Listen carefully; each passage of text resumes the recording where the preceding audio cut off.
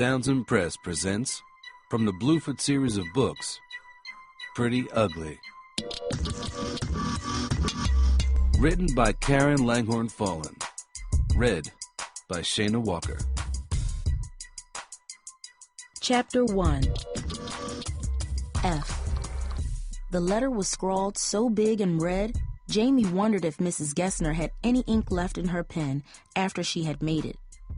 The grade covered up the first 3 questions on the algebra test. The words, "See me," covered up 2 more wrong answers. At the bottom, a long red line was scratched on the paper with the words, "Parent's signature," printed beneath it. Jamie crumpled the test into her fist. Mrs. Gessner was at the front of the room going over the answers, but Jamie was too mad to listen. "Stupid, stupid, stupid," she wanted to scream. "Why is school so stupid? Jamie?" Jamie didn't answer, hoping that the teacher would move on. "Jamie?" She rolled her eyes, shifted in her chair, and gave Mrs. Gessner her best leave-me-alone face. But it didn't work. "Can you tell us how to solve number 11? Jamie sighed. "I failed, remember? What are you asking me for?" she wanted to say. Instead, she shook her head. "No," she said simply. "Come on," Mrs. Gessner urged. She sounded as if she was offering a treat. "You were one of the only people in this class to get this one right. Tell us how you did it." Jamie glanced at the crumpled paper. Mrs. Gessner was right. Number 11 was one of the few problems that didn't have a red X next to it, but Jamie wasn't sure why. She couldn't explain how she had gotten the right answer, even if Mrs. Gessner offered to pay her.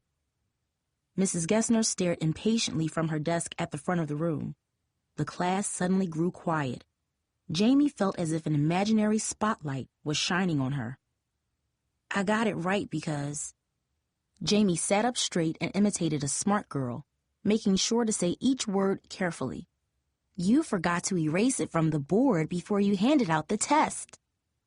Several kids chuckled in disbelief. Jamie gave her head a little toss at the sound and nodded, smiling. Mrs. Gessner frowned. "You really should take your schoolwork more seriously, Jamie," she said, shaking her head as if she was disappointed. "This is important." "Come on, Mrs. Gessner," Jamie snapped. "Ain't nobody gonna ask me to solve for X in real life. They might ask me a lot of things, but solve for X ain't gonna be one of them." There was more laughter. Jamie even heard someone snort. "Well," Mrs. Gessner's voice rose. "That's where you're wrong. We use algebra a lot in the real world. For example..." The bell rang, and her words were drowned out by chairs scraping the floor. "I'm offering a retake of this test on Thursday after school," the teacher called over the noise. "And there will be help sessions after school every day starting today." Half the class was already out the door. Jamie tried to sneak out too, but Mrs. Gessner called out. "Wait, Jamie, just a minute. I want to talk to you." Jamie sighed. "My next class is gym, Mrs. Gessner," she began. "I gotta get all the way to the other end of the school and get changed and..." "I'll give you a pass," Mrs. Gessner replied, filling out a hall pass as she spoke. "You need to make sure you retake the test on Thursday, and I want you to come for help this afternoon." "But I can't," Jamie cried. "Cheerleading tryouts start today." "You won't be a cheerleader if you don't pass this class," Mrs. Gessner warned, her voice stern. "It's disturbing to see a student performing this badly so early in the year." She shook her head as if she was surprised at what she was saying. "Especially you. When I saw your name on my class roster, I thought you'd be more like your sister Darcy." Darcy. Jamie felt as if something hot and prickly had been dumped over her head. Mrs. Gessner was still talking, but once she said the D word, Jamie couldn't hear her anymore. Darcy. For the first few days at Bluford High School, Jamie thought it was almost cool to have a sister in the junior class, and older kids asking, "Are you Darcy Wills' sister?" But that feeling lasted about a week. Then the whole Darcy's sister thing started to become just like Darcy, a pain in Jamie's backside. It started in history with Mr. Gonzalez. "You need to study harder, like your sister Darcy," he had said as he placed a graded test on her desk. A large, angry D was circled in blue ink. And in English a couple of days later, the same thing happened. "You're not as good a writer as your sister Darcy." And then again in physical science. "If you're having trouble, maybe you could ask your sister Darcy." If the teachers weren't bad enough, at least once a day juniors or seniors Jamie didn't know would stop her and ask, "Hey, aren't you Darcy Wills' sister?" Then they would add a comment like, "You look just like her," or "You don't look anything like her." Each time they would grin as if what they said was a compliment. Darcy, Darcy, Darcy. Did you know Darcy was in my honors algebra class in her freshman year? Mrs. Gessner smiled as if she was reliving a pleasant memory. "She's one of the best students I ever had at Bluford." "Well, I'm not Darcy." The words stung as Jamie said them. She didn't mean to sound rude, but she couldn't help it. Mrs. Gessner blinked. "I know that, Jamie," she said gently. "All I'm saying is, you can do better. Right now, it's as if you're not even trying. You realize cheerleaders have to maintain their grades, right? If your average falls below a C, you won't be able to join the squad no matter what," Mrs. Gessner explained. "I know," Jamie mumbled, crossing her arms and trying her best not to say anything that would get her in more trouble. "Now, I know you struggled last year in middle school," Mrs. Gessner continued. "I understand your guidance counselor and your parents met just before school started." "Yeah, I know. I was there," Jamie interrupted, wishing she could just forget the meeting in August when she crowded in Mr. Dorber's stuffy office with her parents. "I noticed Jamie had some academic problems in middle school. If she's going to make it through Bluford, we're really going to have to stay on top of things," Mr. Dorber had said, flipping through a folder with her name on it. Jamie had felt as if she was trapped in a cage. She wondered how many details of her life were in Mr. Dorber's folder. Did he know Dad had walked out on the family 5 years ago and just came back last year? Did he know while Dad was gone, she had hung out with the troubled kids, people who didn't care one bit about grades or school? Did he know that last year she had even tried to run away? How could he know any of that? "I'm going to suggest a lot of communication between home and school," Mr. Dorber had said, eyeing her as he spoke. "Don't you worry. We're going to stay on her about her schoolwork," Mom had agreed, nodding her head forcefully. "Tell her teachers to call us any time," Dad had added, "especially if she starts falling behind." Mr. Dorber had smiled and written something in her file. "That's good to hear, Mr. and Mrs. Wills. The transition to high school can be difficult, but if we all work together, Jamie will do as well at Bluford as her sister." Just remembering the conversation made Jamie want to gag. "I really want you to retake the test," Mrs. Gessner continued, breaking Jamie's thoughts. "And if I were you, I'd come for help today and tomorrow after school. You could even ask Darcy to look over your homework, too. She'll be able to help." "No, I'm not going to do that," Jamie thought angrily. "I don't want her help. I'm not Darcy, okay? So get over it," she wanted to scream. But even more, she wanted to get away from Mrs. Gessner. "All right," Jamie said, doing her best to hide her frustration. "I'll try and stop by after school, and I'll definitely take the retest. But right now, I gotta go or I'll be late for gym." Students were gathering outside the door, waiting for Mrs. Gessner's next class. Jamie could see that the teacher noticed them. "Please just let me go," she wanted to say. "Okay, Jamie," Mrs. Gessner sighed, handing her the hall pass. "I'll look for you after school. And don't forget to have your parents sign your test and bring it with you to class tomorrow. I want them to know how you're doing." Great, Jamie thought to herself. She could already hear her mother's nagging and see the look of disappointment on her father's face. Maybe Darcy would sigh and shake her head at her, too. Jamie had watched her do that for years. The thought made Jamie's face burn. "Don't worry about it," Jamie told herself. "Just think about tryouts." She closed her eyes and imagined spending the afternoon with her friend Amber Lynn doing something she was good at, cheerleading. It was something Darcy could never do. The idea almost made her smile. She opened her eyes, glanced at the crumpled test, and turned to her teacher. "Whatever you say, Mrs. Gessner." As soon as the final bell rang, Jamie headed straight for the gym. The locker room was already crowded with girls when she arrived, most of them chatting nervously as they changed out of their school clothes. "As soon as you're dressed, sign in and get your numbers," yelled an older dark-skinned girl in workout shorts and a gold Bluford t-shirt. Jamie changed quickly, crammed her backpack with her crumpled test into her locker, and rushed into the gym, a long table stretched just inside the entrance. 2 other girls in Bluford cheerleading t-shirts sat at the table. Jamie figured they were upperclassmen who had made the squad last year. "Write your name here," one of them instructed, pointing to a clipboard that held a yellow sign-up sheet. Jamie carefully printed her name on the form. "Jamee Wills?" the girl read. "Are you Darcy Wills' sister?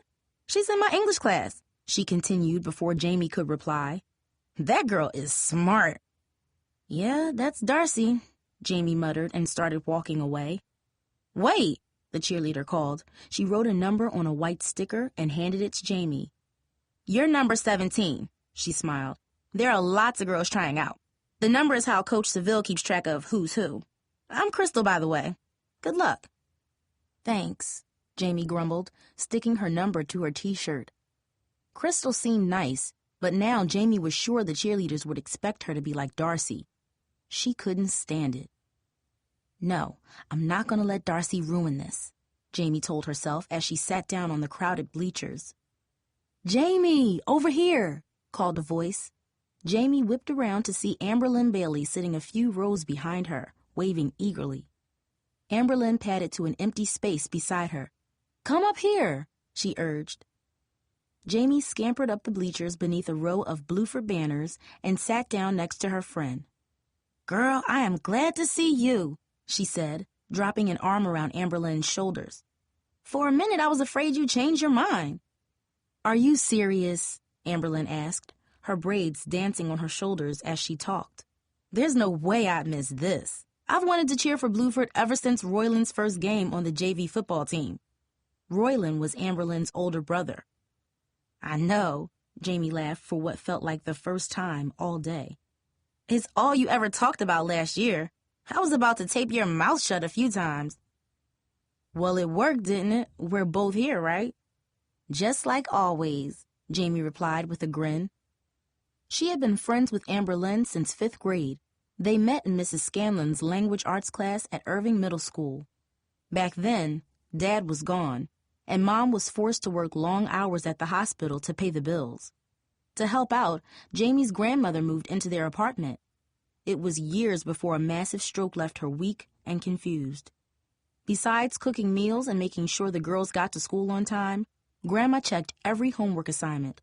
Sometimes Jamie complained. "Baby girl, I wish I could be in school like you right now," Grandma would say. "But since I can't, I want you to show me what they teaching you. And if you can't show me, I'm going to call your school up and ask them why." Jamie wasn't ever sure if Grandma meant it, but that year her grades went up. She got B's in every subject. While she couldn't compete with Darcy, she did well enough that Mom was satisfied. And thanks to Amberlynn, she discovered something in which Darcy couldn't compete: cheerleading. Jamie had been doing it ever since and hoped to continue it this year, no matter what Miss Gessner or anyone else said. Cheerleading was the only thing that hadn't really changed this year. Home was a different story. Dad's return and promise to make up lost time to the family. Grandma's sad death in her sleep early in the summer. The sudden announcement of Mom's pregnancy. Most nights Jamie stared at the ceiling, thinking about it all, her mind racing, her heart pounding. While she tried her best each day, sometimes she just felt lost. Pregnancy had slowed Mom down, leaving her distracted and cranky. Dad was working 2 jobs so they could afford all the things the baby would need. Yes, the family was together again, But somehow Jamie saw less of her parents than ever. And when they were home, all Mom and Dad talked about was the new baby and Darcy's SATs. Jamie sometimes felt as if she had become invisible. Cheerleading was an anchor that stopped that. It was hers, not Darcy's. It was stable, not changing. She looked forward to it like an old friend. Snap. Jamie felt a pop just beneath her nose. "Hello, Earth to Jamie? Did you hear me?" Amberlynn asked, snapping her fingers again. Jamie blinked. "Sorry, what did you say?" Amberlynn rolled her bright brown eyes and grinned. "I said we both have to make this team so we can hang out together." She jabbed Jamie with a playful elbow. "So no sleeping out there. We got a lot of competition." Jamie shook off her thoughts and looked around. The bleachers had filled with girls, each wearing a numbered sticker on her chest. It seemed every girl who had ever done a cartwheel had decided to come to the gym, except for Tasha Jenkins, who sat a couple of rows down with some older-looking girls. Jamie didn't see anyone from her middle school squad. "Wow, there are enough girls here to make about 5 cheering squads," Jamie murmured, feeling suddenly nervous. "It's true. You gotta figure that most of the girls who were on the squad last year will make it again," Amberlynn said softly. "That means only like 6 of us will make it." Jamie took a deep breath. She had been a good cheerleader in middle school, but she knew Bluford was going to be a whole new world, just like her classes. For a split second, she remembered that she was supposed to meet Mrs. Gessner after school. But then, Coach Seville strode into the gym. There was no turning back now. Chapter 2. "Welcome, ladies!" Coach Seville, the advisor for the cheering squad, was a petite lady who had once been a gymnast. Jamie had heard rumors that she had gone to the Olympics when she was younger, but she was pretty sure that couldn't be right. People who had competed in the Olympics didn't end up at Bluford High, she figured. "I'm glad to see so many of you interested in cheering on Bluford's varsity squad," she shouted. Jamie was surprised at how loud her voice was. The tiny woman could bellow across the gym as if she had a microphone. "But cheerleading isn't about wearing cute uniforms. It is a sport, the most dangerous one in high school. Cheerleaders are athletes, as much as football players or basketball players. And as athletes, cheerleaders are expected to work as a team to maintain a solid grade point average and to reach for excellence. So if you're here for a cute uniform, let me tell you right now, this is not the place for you. You might as well leave right now." She paused. The gym was quiet and tense. Jamie's legs twitched with nervous energy. "We're going to spend the next couple of days teaching you routines and jumps. Then, on Thursday, you'll perform for me in small groups of 3 or 4. Finally, on Friday, I'll post the list of girls who've made the varsity squad on the bulletin board outside. Everyone know where that is?" The crowd of girls mumbled and nodded from the bleachers. "Now, in a few minutes, our captains, Crystal, Michelle, and Jaleesa, will teach you a routine. You'll have some time to practice it today, to ask questions, to learn it. Tomorrow, we'll work on jumps. At the minimum, you must be able to do a toe touch, a herky, a pike, and splits. If you don't know what those are," she smiled, "you'll find out tomorrow. If you know any tumbling, gymnastics, you'll definitely want to make sure you show me that by the time you and your group perform. Wednesday, you'll have a chance to put everything together and get any extra help before Thursday's auditions. Does everyone understand?" There were some quiet murmurs from the girls in the stands. Coach Seville shook her head as if she was a little disappointed. "Ladies, you're going to have to do better than that," she said. "Crystal, Michelle, Jaleesa," she bellowed. "Show 'em." "Yes, Coach," the girls boomed. "Better." She turned toward the stands again. "Now let me hear you." "Yes, Coach," Jamie and the other girls shouted. The gym rocked with the sounds of their voices. "Okay, the co-captains will demonstrate, and then it will be your turn." Crystal and her 2 co-captains did a routine, first really fast, then slowly 3 more times. Jamie had never heard the chant, but she recognized a lot of moves from middle school. They had worked a step dance routine into the middle of the cheer that wasn't familiar at all. "That's the hard part," Amberlynn whispered. "That's how they're going to weed us out." Jamie nodded. It looked challenging. "All right," Coach Seville hollered. "Off your behinds and onto the floor." Jamie and the other girls lined up in long rows that covered the gym from one end to the other. Amberlynn stood on Jamie's left, and a skinny girl in glasses took the place on her right. Crystal, Michelle, and Jaleesa stood in front of the large group. "And ready?" Crystal cried. "Ready!" Michelle and Jaleesa shouted back. 3, 2, 1, let's go! The routine was even more difficult than it looked from the bleachers. Jamie was soon struggling to keep the chant and the movements together in her mind. As tough as the cheer was, the step routine in the middle was even worse. The girl next to Jamie was having a really hard time. She jumped when she should have clapped, pivoted right when she should have moved left, and stumped when she should have slid to the side. At one point, she came too close to Jamie and stumped on her foot so hard, Jamie felt her toes throbbing inside her shoes. "Sorry," the girl mumbled each time she and Jamie bumped into each other. "Sorry." She sounded so nervous, Jamie wondered how she had found the courage to try out. "It's okay," Jamie said, but it really wasn't. There was no way this girl would make the Bluford cheerleading squad, even if she had a month to practice. At last, it was over. "All right, ladies," Coach Seville boomed over them. "Does everyone have it?"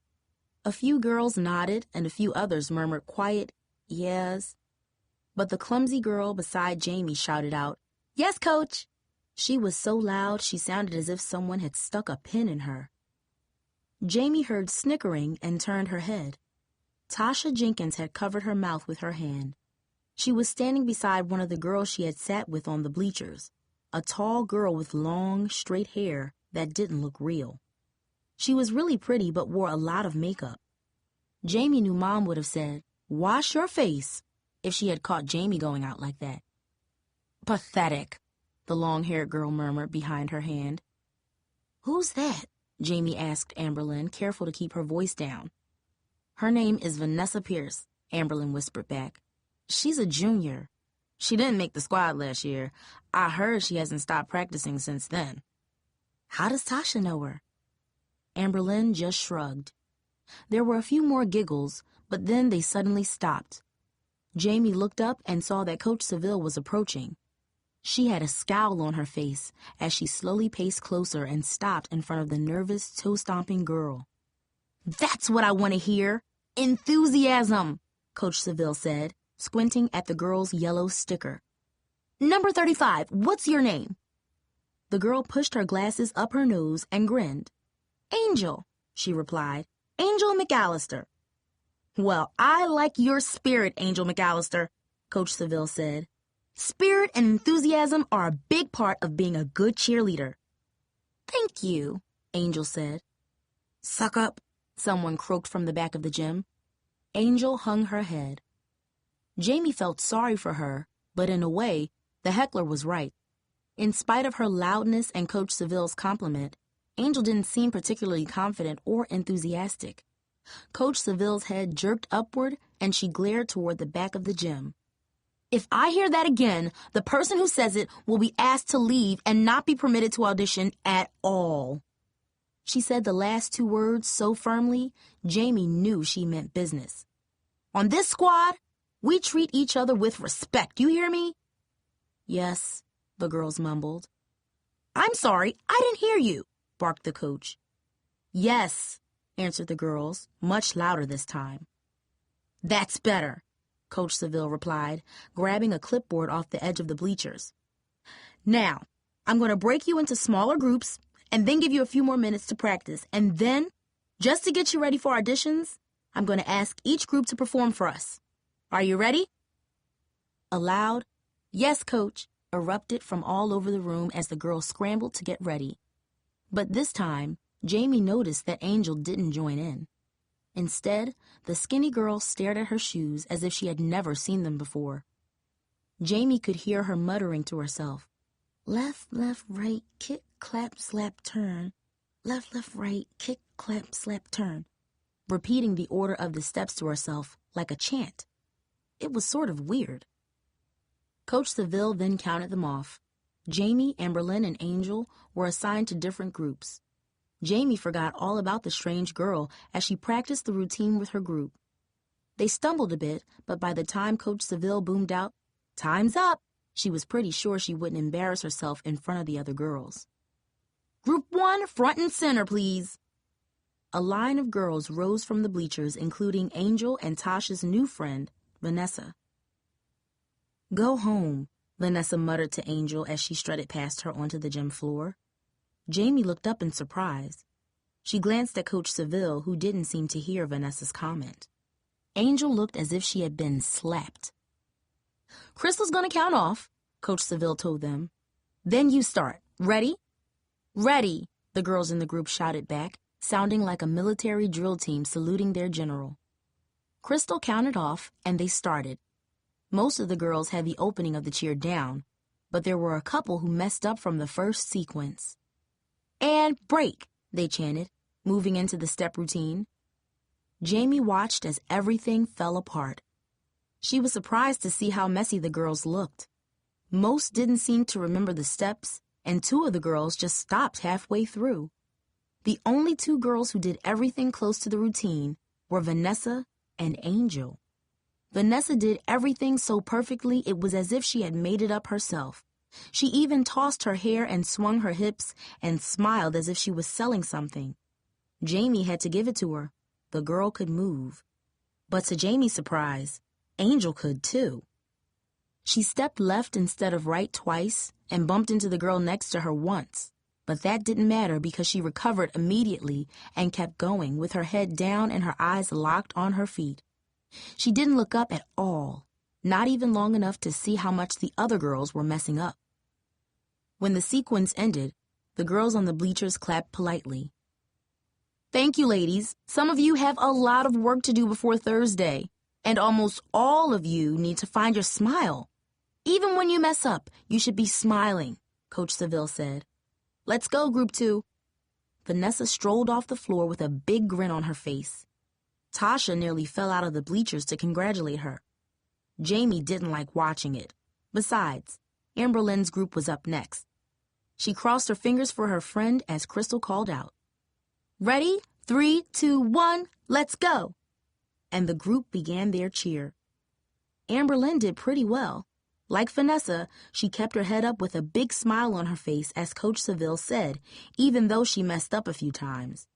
Then Jamie's group got called. Jamie gave it all she had, pushing away Mrs. Gessner and her algebra test and the gnawing feeling that she was making a mistake. Instead, she kept her head up with a smile on her face and she pushed.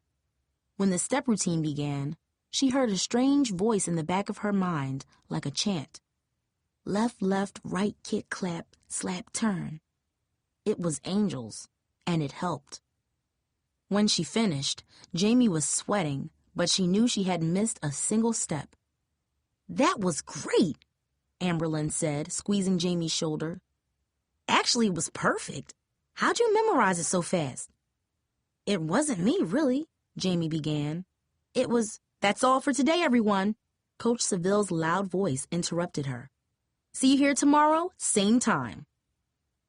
Jamie and Amberlynn stood up with the other girls and filed out of the gym. Jamie took a quick look around for Angel McCallister. She almost wanted to thank her, but the odd girl was already gone.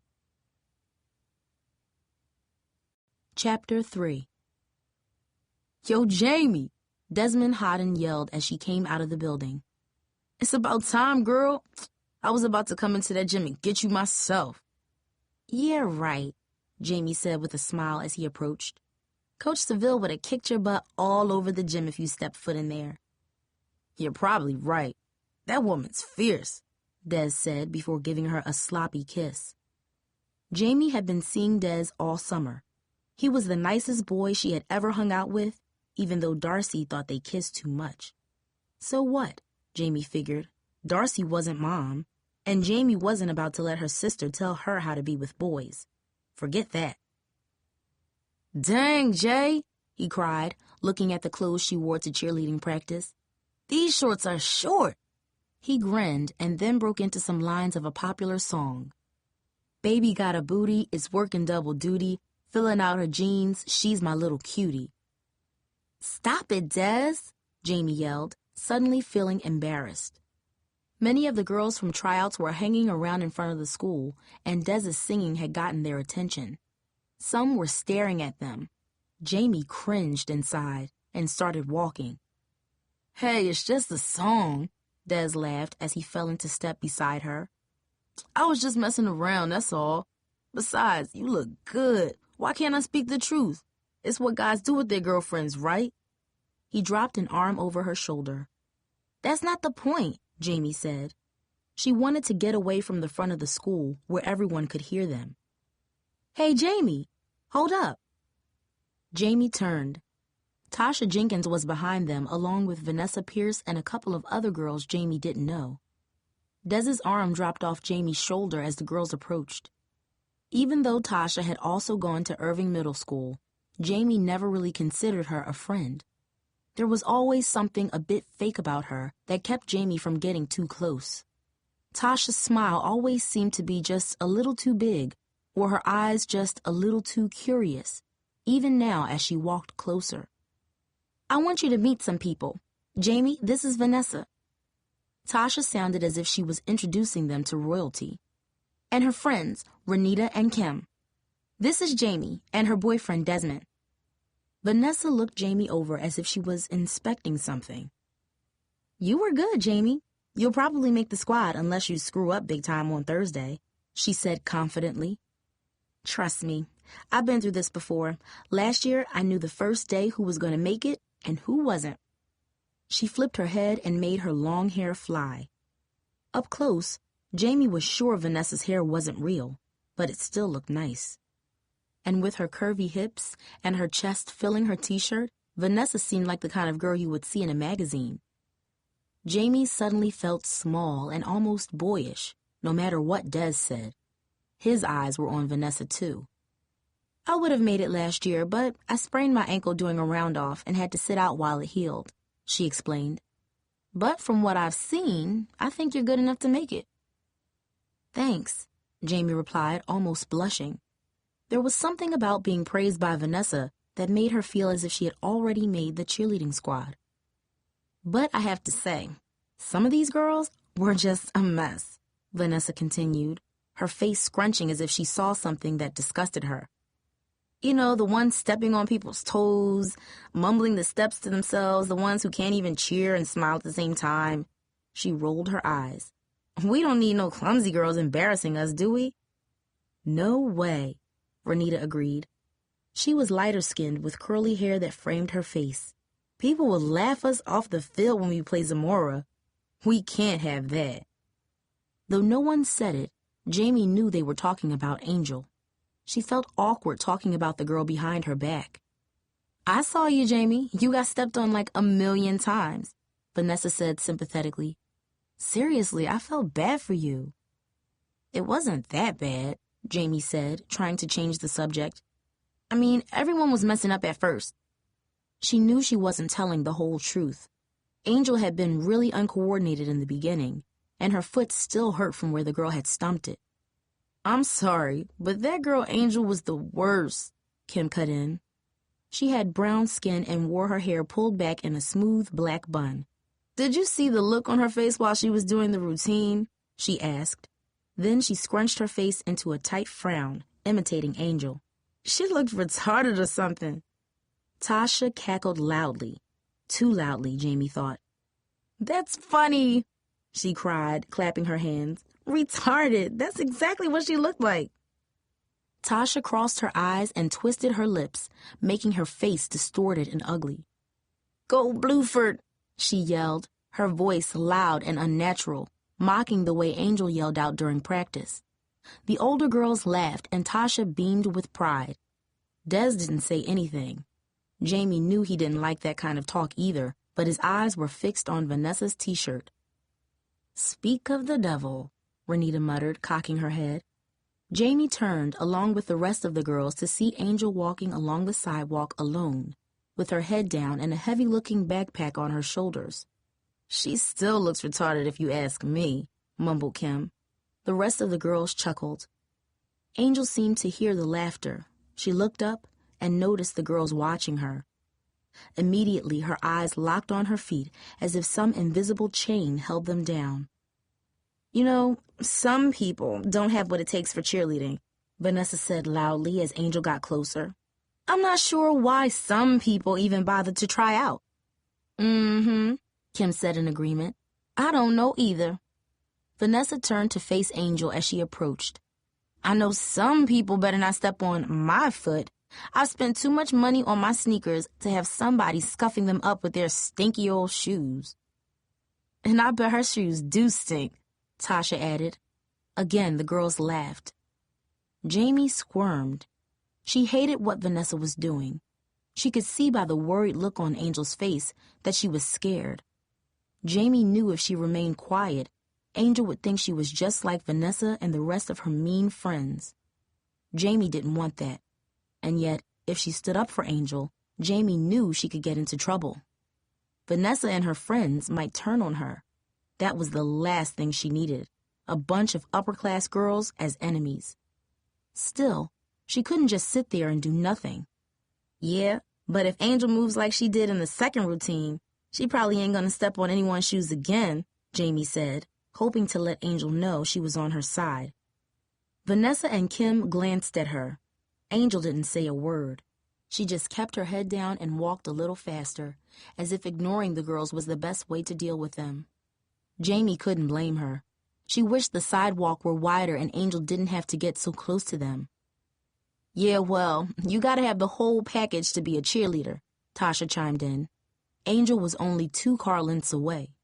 "And it helps if you're good-looking," she said with a frown. "But since she ain't got no hope for that, she better at least learn the moves." Renita and Kim hooted at Tasha's comment, raising their hands to their mouths as ugly laughter spilled through their fingers.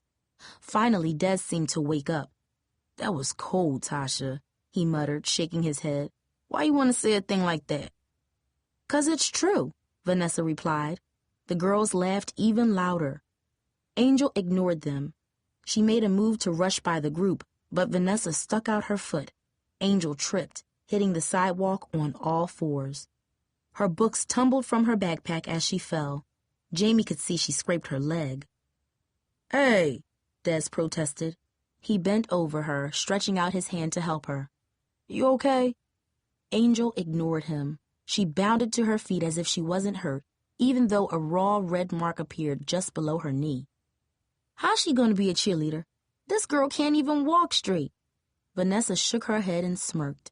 Angel quickly stooped to gather her books. "I saw you trip her," Jamie muttered. "Why did you do that?"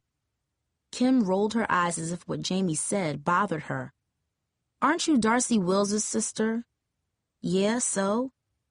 "Well, I guess I thought you'd be smarter," Kim replied with an edge to her voice. Just then, a burst of electronic music sliced into the air. Tasha pulled a pink cell phone out of her purse and flipped it open. Angel quickly grabbed the last of her books and rushed off without a word. Jamie wanted to follow her, but she couldn't bring herself to leave the group of girls. Instead, she watched Angel wander down the street alone. "I told you I had cheerleading, Mom," Tasha said impatiently into the phone. "Don't you remember? I said it like 100 times. She spoke in a tone Jamie wouldn't dare use with Mom. And yet, Jamie thought, it almost sounded as if Tasha was putting on a performance. "Okay, fine," she said finally, and hung up. Vanessa continued as if the phone never rang. "I didn't trip her, Jamie," she said sweetly. "I moved at the same time she did, that's all. It ain't my fault if she gets tangled up in her own feet, is it?" Vanessa blinked innocently. "Besides, be real, Jamie. Do you really think she belongs out there with us?" Jamie paused. She didn't like the way Vanessa, Tasha, and their friends were acting, but she knew Angel was a little odd, not like the kind of girl who would really fit in. "See?" Tasha sounded triumphant. "You know she's a hot mess, Jamie, so just keep your mouth shut and leave it to Vanessa. She knows how to handle girls like her, don't you, Vanessa?" "Thanks, Tasha." Vanessa put her arms around Tasha's shoulders and gave her a quick squeeze. "You're like the little sister I never had, you know that? Oh, by the way, could I have your phone for a second?" Tasha stared at her phone. For an instant, she was frozen, as if she didn't know what to do. "Well, my mom said I wasn't supposed to." Vanessa's arm slid off Tasha's back. "Oh," she said coldly. "Well, I just wanted to text my mom at work and let her know I was on my way home. But that's okay. Maybe I'll find someone else who's willing to help me." No, it's all right if it's just for a second." Tasha fished the phone out of her bag and handed it over. "But just one quick text, okay?" A wide grin stretched across Vanessa's face. "Thanks, girl. You're the best." She looked the phone over, touching the buttons. "Can you take pictures with this, too?" "Pictures, movies," Tasha answered, beaming with pride. "I saved all summer to buy it, but Mom said I can only have a few minutes a month, and when they're all gone, I don't get any more," she added, as Vanessa's long fingernails tapped the keyboard. "I understand," Vanessa said, pressing send. "Thanks, girl. You are all right. Let's go to my house. We can practice our jumps for tomorrow." Her eyes flicked over Jamie. "You can come too, Jamie." She then smiled at Des as if she knew something Jamie didn't. "Unless you guys have other plans." "Thanks, but I have to go home," Jamie said quickly. "I'm already late. We're going to dinner at my aunt's house." It sounded like a lie, but it wasn't. Jamie dreaded seeing Aunt Charlotte. Like the algebra test, it was something she had been doing her best to forget about all day. "I have to go home and change." Vanessa flipped her hair extensions and smiled. "Well, I guess we have lots of time to practice and get to know each other. I'm telling you right now, this is half the new cheerleaders standing right here." She squeezed Tasha's shoulder again, and they walked off, with Renita and Kim following less than a step behind. Jamie hoped what Vanessa said was true, that she would make the squad, but she was still bothered by what happened with Angel, and Kim's comment, and the way Tasha seemed so fake, especially around Vanessa. "Man, them girls are mean. Like a pack of dogs, only better looking," Des joked. "Yeah, I noticed you couldn't keep your eyes off Vanessa. Maybe you're a dog, too." "Come on, Jay. My eyes were on you most of the time, but you didn't notice," he said defensively. "Hey, Cooper said he'd treat for pizza tomorrow after school. You want to come?" Jamie hesitated. She knew Darcy would probably be there, too, since she was best friends with Cooper and his girlfriend, Tara. The last thing Jamie wanted to do was hang out with her sister when she didn't have to. "I got cheerleading, Des. I don't know." "So come late," he interrupted. "All right, maybe after practice." "Cool." Des looked over his shoulder, then leaned in and gave Jamie a long, lingering kiss on the lips that left her a little breathless. "Tomorrow," he said. "Don't forget." "You're late," Darcy barked as soon as Jamie walked in the door. "You're not my mother, Darcy," Jamie snapped. "You're only 2 years older than me. I don't know why you think you can talk to me like you're my boss or something." Jamie slapped her books on the kitchen chair, grabbed a glass, and filled it with water. After 2 weeks of hearing each teacher at Bluford tell her she was dumber than Darcy, the last thing Jamie wanted was a lecture from her. Darcy frowned. "Well, everyone else is almost ready, and you know how important this is to Mom." "I know, Darcy. I don't need you to tell me, okay?" "Then why are you so late?" "I told you this morning," Jamie said between gulps of water. "It was the first day of cheerleading tryouts, remember?" Darcy grunted. She sat at the kitchen table wearing khaki pants and a white blouse. Textbooks were spread around her at the table. In addition, there were a couple of thick library books stacked right in front of her. The official SAT study guide was on top. Darcy was only a junior at Bluford, but lately all she talked about was college this and college that. Mom and Dad were no better. When they weren't talking about the new baby, there were non-stop discussions about Darcy getting a scholarship if her SAT scores were high enough. "She's only a junior," Jamie wanted to scream each time the subject came up. "And it's only September. Why is everybody rushing everything?" Last week, Jamie mentioned it to her sister, and Darcy snapped. "Just because you blow off school doesn't mean I'm going to," Darcy had yelled. Mom jumped in on Darcy's side. Jamie rolled her eyes at them. She was still angry that they ganged up on her. "So how were the tryouts?" Darcy mumbled as she flipped through the SAT book. "Fine," Jamie muttered. She would have liked to tell her about how hard the step routine was, or what had gone down with Vanessa and Tasha and that odd girl Angel, but she could see Darcy wasn't interested. Her eyes were focused on the page in front of her. "Is Dad here yet?" Jamie asked. Dad had struggled to find work since Mom announced she was pregnant. Recently, he took a new day job as a customer service representative for the cable company. At night, he was a cab driver. Most evenings, he barely had enough time to eat dinner before heading out to work again. Darcy nodded. "He and Mom are getting ready. You really should hurry up and get changed. If we're late to Aunt Charlotte's because of you, Mom's going to get upset. You remember what her doctor said." "Jamie!" Mom's angry voice cut Darcy off. She stood in the hallway in a blue dress stretched tight around her pregnant belly. "Why aren't you ready? We're supposed to be at Charlotte's in half an hour." "I told you," Darcy mumbled under her breath. "I can get ready in 5 minutes, Mom," Jamie said, moving toward her room. Mom had been tired and irritable for weeks. Last month, she was so exhausted that her back had given out one night at work at the hospital.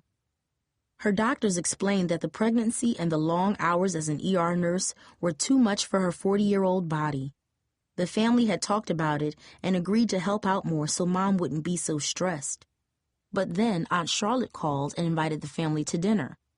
Jamie thought it was a bad idea from the start. Mom always seemed tense around her sister, and Jamie couldn't stand to go to her house since a fight they had there last year. Yet for some reason, Mom agreed to go. "You were supposed to be home by 4:30, her mother fussed as Jamie walked down the hallway. "What were you doing all that time?" "Cheerleading tryouts," Jamie cried. "I told you yesterday, remember?" She was used to repeating herself. No one in the house seemed to listen to a word she said. Her mother took a deep breath. "I told you I'm not sure about you cheering right now, Jamie," she grumbled. "You barely made it out of the 8th grade. And that counselor said you need to pay attention to your schoolwork." "Yeah, I know what he said," Jamie grumbled, thinking of Mrs. Gessner and the crumpled test somewhere at the bottom of her backpack. She didn't know how she would ever get her parents to sign it. "Since I'm late, maybe you should just go on without me," she offered. "Aunt Charlotte hates me anyway." Mom glared at her. "Don't start with me, Jamee Wills," Mom said. Whenever her mother used her last name, Jamie knew she was getting mad. "You two may not always see eye to eye, but she still loves you, understand?"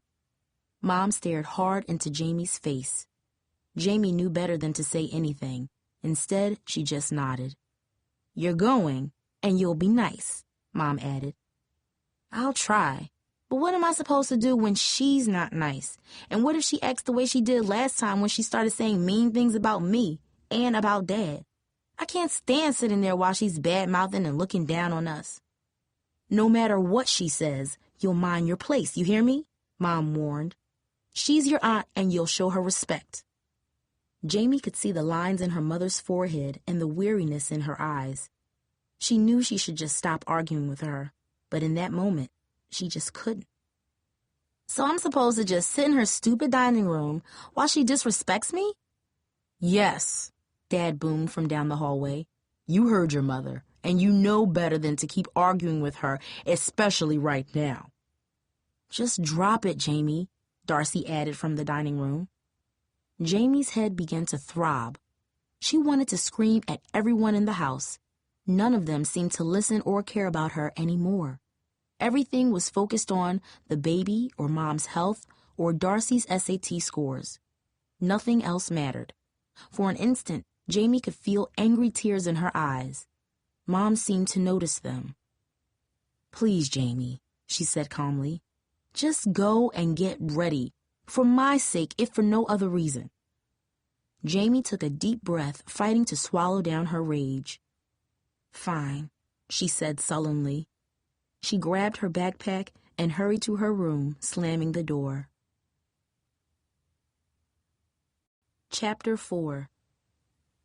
"So," Aunt Charlotte said, eyeing Jamie from her seat at the head of her fancy wooden table, "what's new with you?" Jamie shrugged. She had hoped Aunt Charlotte would just ignore her for the entire meal. So far, it had worked. Jamie had quietly smeared the goopy vegetable lasagna around her plate, pretending to eat it just to be polite. "That's all organic vegetables. Mushrooms, eggplant, and squash," Aunt Charlotte boasted several times since they sat down. "I know you probably don't get good produce where you live, so I figured I'd get some for you." Darcy had thanked her, but Jamie fumed as she stared at the mushy mixture. "It's not like we live that far away from you," she wanted to say. "Why do you always act like you're better than us? Besides," she almost said out loud, "it may be organic or whatever, but it's still nasty." Every time Jamie visited Aunt Charlotte, it was the same. Food that made her want to gag, and comments that made her want to scream. It was as if everything her aunt said had an edge to it, like each word was an invisible knife aimed at Jamie and her family. While they were never direct, Aunt Charlotte's comments were full of jabs about Dad's job, or Mom's tired face, or their neighborhood being an unfit place to raise a baby. The last time Jamie visited, she couldn't hold her thoughts back. Instead, she accused her aunt of being selfish and mean. That's when Aunt Charlotte told her to get out and never to come back. Jamie was fine with the idea, but then Aunt Charlotte called last week and invited them over. Maybe she realized that with Grandma gone, they were the only family she had left in the world. Or maybe it was something else. Jamie couldn't help but wonder what Aunt Charlotte really wanted. "Jamie?" Mom's voice was full of warning, breaking her thoughts. "Aunt Charlotte just asked you a question." Jamie sat up in her chair, trying her best to stay calm. "Nothing really. I just started at Bluford. I'm still getting used to it. New teachers and classes, It's really different from middle school." "Yes, it's very different from middle school. And I hope you're going to treat it differently, too, like Darcy." Anger churned in Jamie's stomach, but she pressed her lips together and said nothing. "Don't worry, Charlotte. Jamie knows what she's got to do," Mom said icily. Aunt Charlotte put a forkful of lasagna into her mouth, and for a second, an awkward silence filled the room. "Well, I hope so. I'd like to see her go to college one day, too, That's what this is all about, right?" Again, silence filled the room. Jamie felt like dumping her plate of lasagna on the beige carpeted floor and walking home.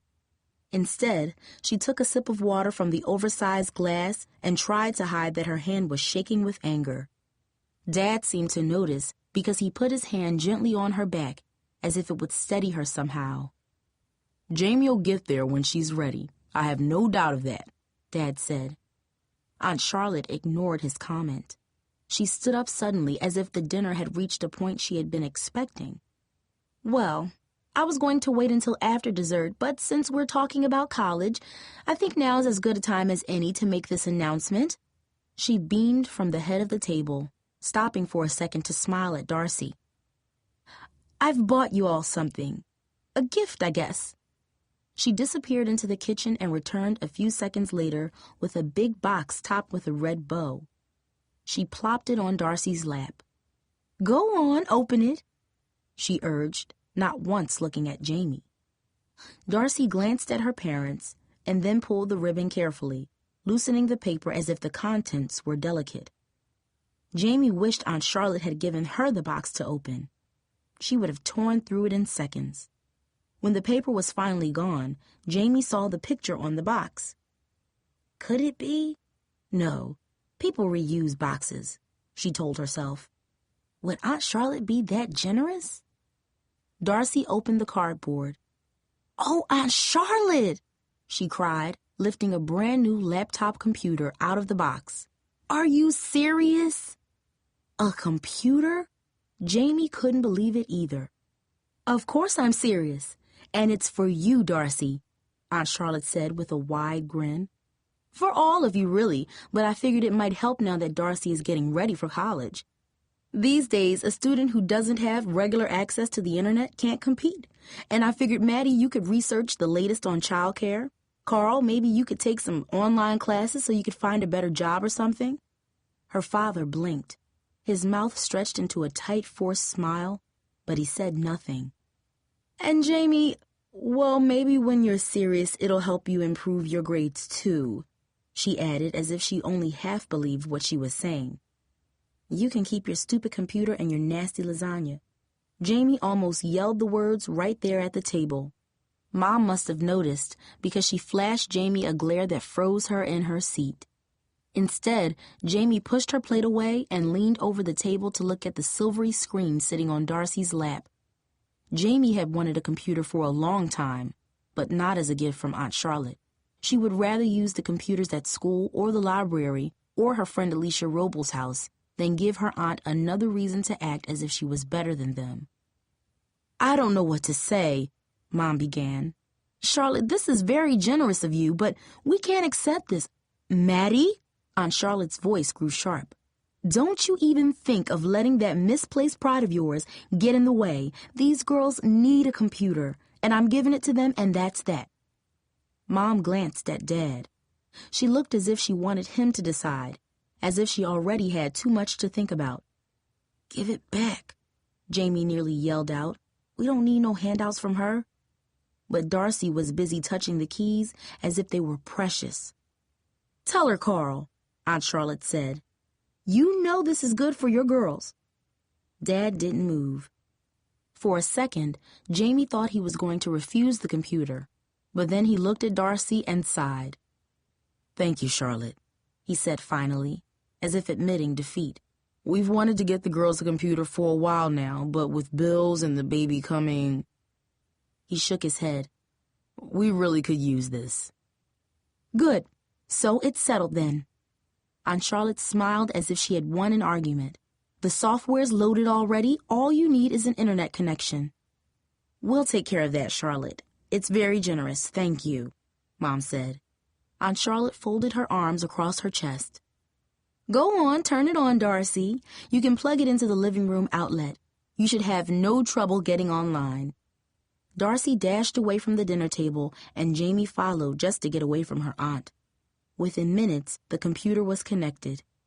Check out Facebook or MyFace, Jamie suggested, or go to YouTube. Anything was better than just sitting in her aunt's stuffy living room. In a minute, Jamie, Darcy said. She sat in front of the screen and started typing. There's something I want to check out first. Mom sat down on the sofa beside Darcy, and Aunt Charlotte hovered over Darcy's shoulder while she typed. A few moments later, the website for UCLA popped up. It's very competitive, Aunt Charlotte said, but they have some amazing scholarship programs. With your grades, you have a decent shot, but you'll need good SAT scores, too. Aunt Charlotte wedged herself onto the sofa beside Darcy, nudging Jamie out of the way as she spoke. I know. I've been studying for weeks, Darcy said. Aunt Charlotte nodded. Excellent. Keep at it. If you can do well on that test and hold your grades, I think you'll qualify. You really think so, Charlotte? Mom sounded both nervous and excited at the same time. Absolutely. Who wouldn't want a student like Darcy in their school? Aunt Charlotte asked. Then they all started talking about colleges. The computer screen filled with images of schools and programs and financial aid forms. She's still got 2 years, Jamie wanted to say, but it didn't matter. Jamie never even got to touch the keyboard. For the rest of the evening, she sat in a chair at the corner of the room while Aunt Charlotte and her parents talked about Darcy's future.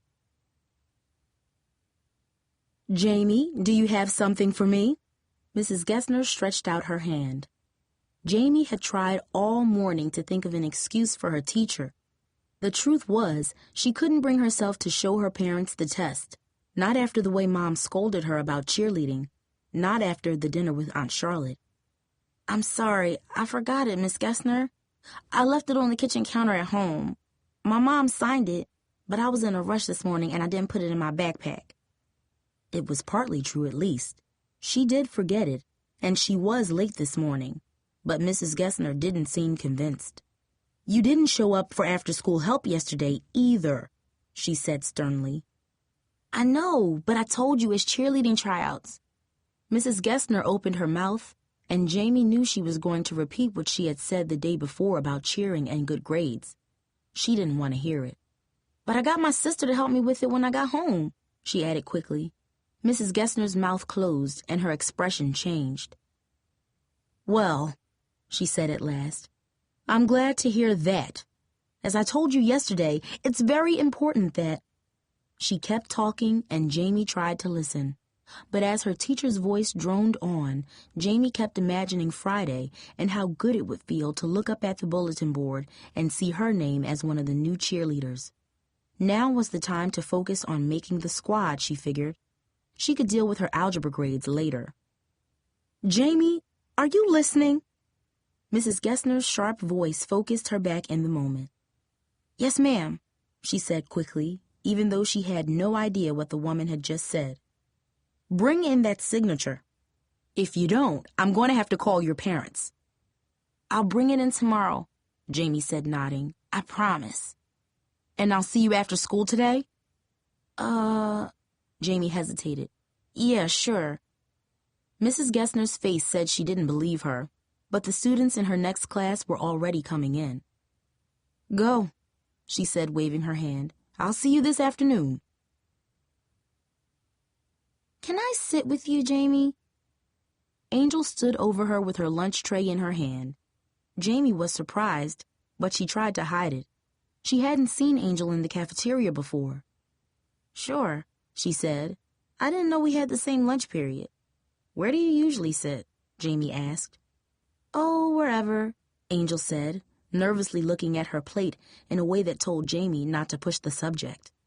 Well, have a seat, Jamie said, glancing at Angel's wide-rimmed glasses and noticing how they seemed a bit too big for her face. I can't believe I never noticed you in here before. I would have asked you to sit here if I'd seen you. Yeah, well, this is a big school, Angel said, almost sadly. It's easy to disappear in here, not like my old school. Where'd you go before? Mary Bethune Academy. Mary Bethune Academy? Jamie asked. She had never heard the name. What's that? It's a charter school on the other side of town. Girls only. Girls only? For real? I don't think I'd survive in a place like that, she said with a laugh.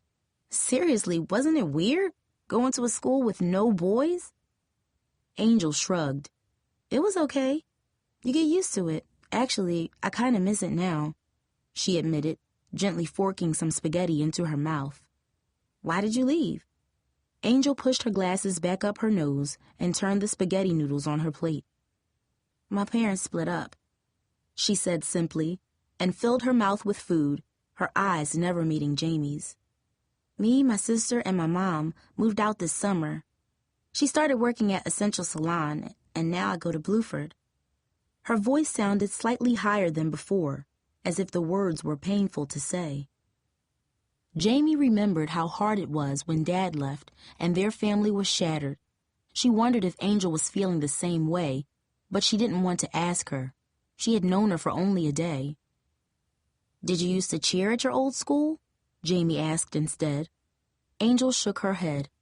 No, we didn't have cheerleading, but we did have a step team. I was an alternate last year.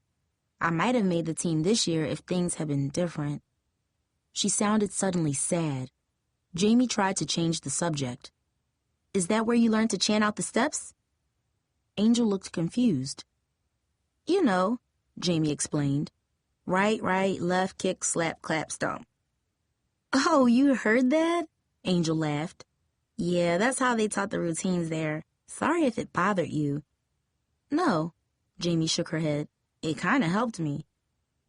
Oh, you gotta be kidding me. A voice rang out behind them. Jamie turned to see Vanessa. She stood over Angel's shoulder with Kim and Renita on either side of her. Each of them held a tray with plates half full of spaghetti. For an instant, Jamie wondered if they were going to dump them on Angel. So you two are eating lunch together now? Kim asked as if she were disgusted. So what, Kim? Jamie asked. The older girl rolled her eyes. We join you, but our friends are sitting over there. Vanessa tossed her hair toward a table full of girls dressed in jeans and tight t-shirts. As soon as Jamie and Angel looked in their direction, the table erupted in laughter. Jamie had no idea what they were saying, but she knew it was mean. Angel knew it too. Jamie noticed that Angel seemed to shrink inside herself. She looked as nervous and scared as when Jamie had seen her for the first time. "You all ready for today?" Jamie asked, trying to change the subject. "We're ready. I think the bigger question is, are you ready?" "What you think, Angel? You gonna show us some more of them foot-stomping moves from yesterday?" Vanessa asked. "No, she's gonna be like, 'I'm ready, Coach,'" yelled Kim, blaring out the last few words in a mock imitation of Angel's voice from the day before. Kim and Renita burst out laughing as Angel's face sank. Jamie thought the skinny girl was about to cry, but instead she stood up and gathered her tray. "See you, Jamie," Angel said softly, and walked away. Jamie stood up and watched her go, feeling guilty as Angel rushed out the cafeteria door. "See you in a few hours, Angel," Vanessa added sweetly, though her voice meant the opposite. "What did you do that for, Vanessa?" Jamie asked, staring hard into the older girl's heavily made-up face. "Relax, girl, we were just playing with her, that's all," Vanessa replied innocently. "Why you sounding like Darcy all of a sudden?" she asked, shaking her hair. "What do you mean?" "Look, Jamie, everyone knows Darcy is all into school and whatever," Vanessa said as if what she described was beneath her. "But I always heard you were different. The kind of girl who knows how to hang. You're not like Darcy, who stays inside and skips parties to do her homework. You're for real. Hooking up with Bobby Wallace and all last year? That's serious." It sounded to Jamie as if Vanessa was insulting her and complimenting her at the same time. "What do you know about me and Bobby Wallace? And my sister?" Vanessa just laughed. "Come on, girl, wake up. You're in high school now. Everybody knows about you and Bobby Wallace and that whole running away thing and how you hooked up with Des on the 4th of July. "Yeah, I heard she was making her own fireworks with Des that night," added Kim. "See?" Vanessa asked with a wicked smile. "Girl, you got a serious reputation for a freshman. That's nothing like your sister. I mean, I heard she barely let Hakeem Randall hold her hand, right?" She chuckled a little as she glanced at her friends. "What are you trying to say?" Jamie asked, suddenly protective of her sister. Vanessa shook her head as if Jamie had asked her a stupid question. "I'm saying, don't act like you're all perfect, Jamie. You ain't no better than the rest of us. Maybe you're even a little worse." Ring! The bell announcing the end of the lunch period blasted overhead. Vanessa and her friends turned away and headed toward the door. "See you at tryouts," Vanessa added. Her voice almost sounded friendly, but Jamie knew not to trust it. For the rest of the day, Jamie couldn't quite shake what Vanessa had said at lunch. It was bad enough the way she had treated Angel, but Vanessa seemed to be doing something else too. "What does she mean about me?" Jamie asked herself. What was she trying to say? Jamie wasn't sure. Nothing Vanessa said was a lie. She had kissed Des at the 4th of July cookout last summer, and she had gone out with Bobby Wallace last year. But Vanessa made it all seem worse. Did Jamie really have a reputation at Bluford? Was it as bad as Vanessa said it was? While she didn't want to be like Darcy, she didn't want to be what Vanessa suggested either. "Hey, Jamie!" Des yelled from across the hallway at the end of the day. Jamie was heading to tryouts when he walked up beside her, dropped his heavy arm on her shoulder, and leaned in for a kiss. Jamie turned her head just in time, so his lips pressed against her cheek. "What's the matter?" Des asked. He looked hurt and surprised at the same time. "Nothing. I just..." She shrugged, shifting away from him slightly. "Everyone's looking at us." Des glanced over his shoulder. The hall was almost empty. The few students near them were rushing to their lockers or darting into classrooms. Jamie realized that no one seemed to be looking at them, but she still felt they were. "Since when did you care about that?" Jamie looked up at Des. He was taller than most of the freshman boys and not bad-looking, with dark brown skin, deep brown eyes, and white teeth. Jamie knew most girls thought he was handsome, but with Vanessa's words still in her mind, she didn't feel lucky to be his girl right now. "I'm late for cheerleading, okay?" She started walking more quickly. Unsettled by Vanessa's comments, Jamie realized that she had forgotten to take the back hall toward the locker room. Instead, she was near the front of the school and would pass Mrs. Gessner's classroom. She knew she could turn around, but that would make her late, and she would have to explain it all to Des. Instead, she hoped she could rush past Mrs. Gessner's classroom without the algebra teacher seeing her. "I'm sorry. I guess I'm just nervous," she said. It was true, but Jamie knew that wasn't the only thing she was thinking. Vanessa had made her feel strange about Des in ways she couldn't explain to him, at least not now. Des rolled his eyes at her comment. "Nervous? Come on, Jamie. You know you're going to make it. At least I know you are. And after you're done, we're going to the park, right?" Jamie sighed. She didn't feel like hanging out, but she couldn't think of an excuse. "Okay," she agreed, "but just for a little while." Des gave her a bright smile and leaned down to kiss her again. Jamie let him peck her once on the lips, then pulled away. "Jamie," Des asked, looking puzzled, "what's up?" "You got a serious reputation for a freshman." Vanessa's words taunted her. "Nothing. I just have to go," Jamie said. Now wasn't the time to talk to Des about all that. "See you at the park." She walked quickly down the hall, scuttling past Mrs. Gessner's room. She thought she was safe until she looked back over her shoulder. Mrs. Gessner had just stepped into the hallway. Her eyes locked on Jamie's, but instead of calling her into the classroom, the teacher just shook her head and closed the door. The locker room was quieter than yesterday. Jamie could feel the tension in the air. It was as if the reality of how much they all had to learn and remember had settled over everyone. Jamie looked around. There weren't as many girls either. Some had already dropped out. Amberlynn smiled when Jamie eased past her, but kept her focus on tightly tying her shoelaces. Jamie didn't feel like talking anyway. Her mind was swirling with thoughts about Vanessa and Angel, about what she wanted to say to Des when they were finally alone, about the way Mrs. Gessner shook her head as if Jamie was a lost cause, about home and how she felt increasingly like an outsider there. "Stop it! Come on, give it back!" The cries interrupted Jamie's thoughts. Something was happening in the next row of lockers. The girls involved were hidden from view, but Jamie thought she recognized the voices. "What's that all about?" Amberlynn murmured, crinkling her brow. "Stop it! Stop it!" the girl in the next row yelled again. Jamie put on her shorts and hurried to see what was going on.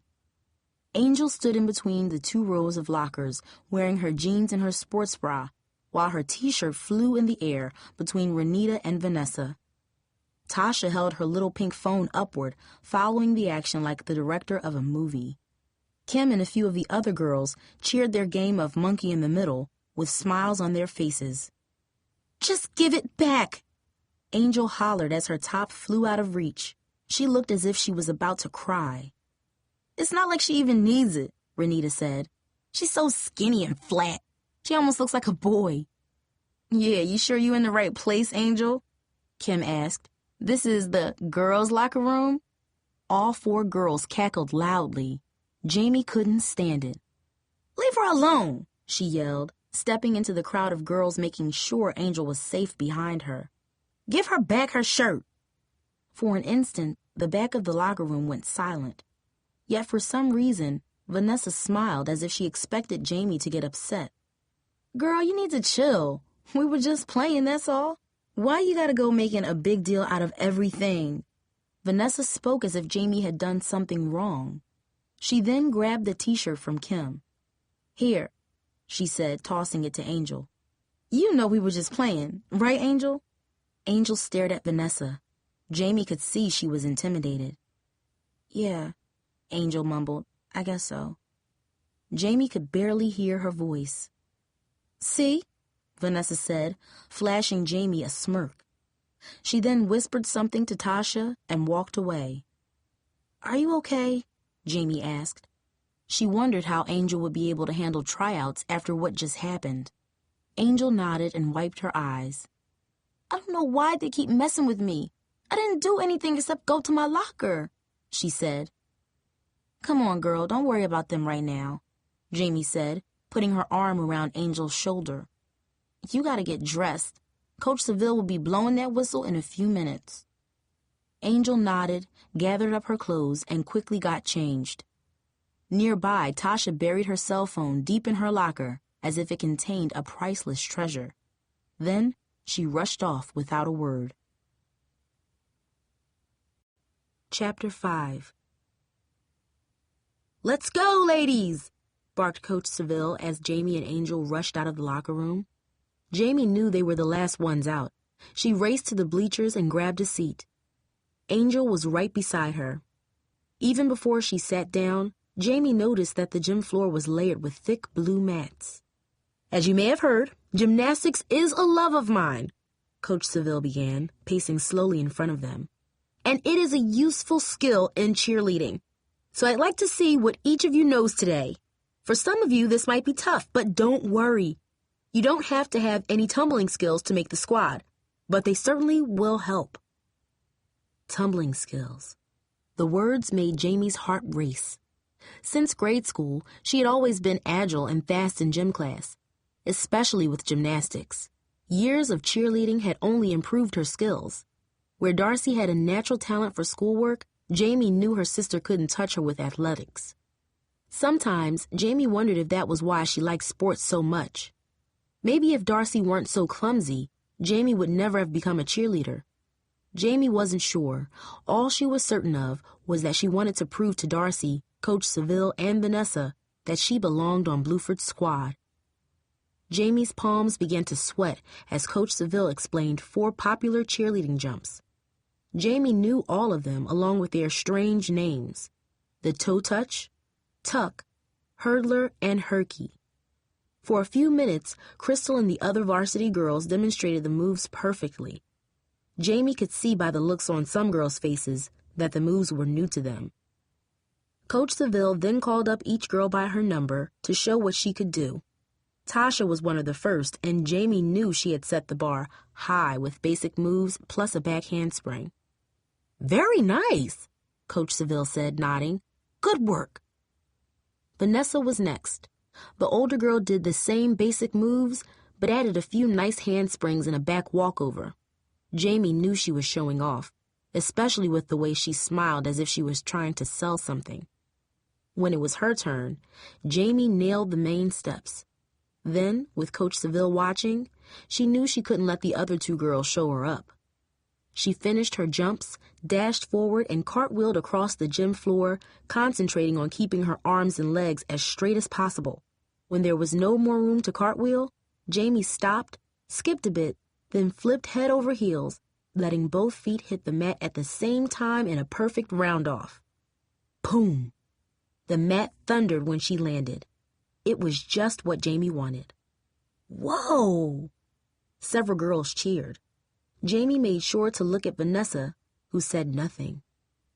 "Very, very nice," Coach Seville smiled and wrote quickly in her clipboard. Amber Lynn went next. She was one of the best tumblers on the Irving Middle School squad. Jamie knew she would do well. She finished her routine with something Jamie had seen her do before: a backflip which she turned into a handstand and actually walked toward Coach Seville's seat. "Wow!" the woman exclaimed when Amberlynn finally stood on her feet. "Very impressive, but I think all this showing off might be going a bit far, ladies."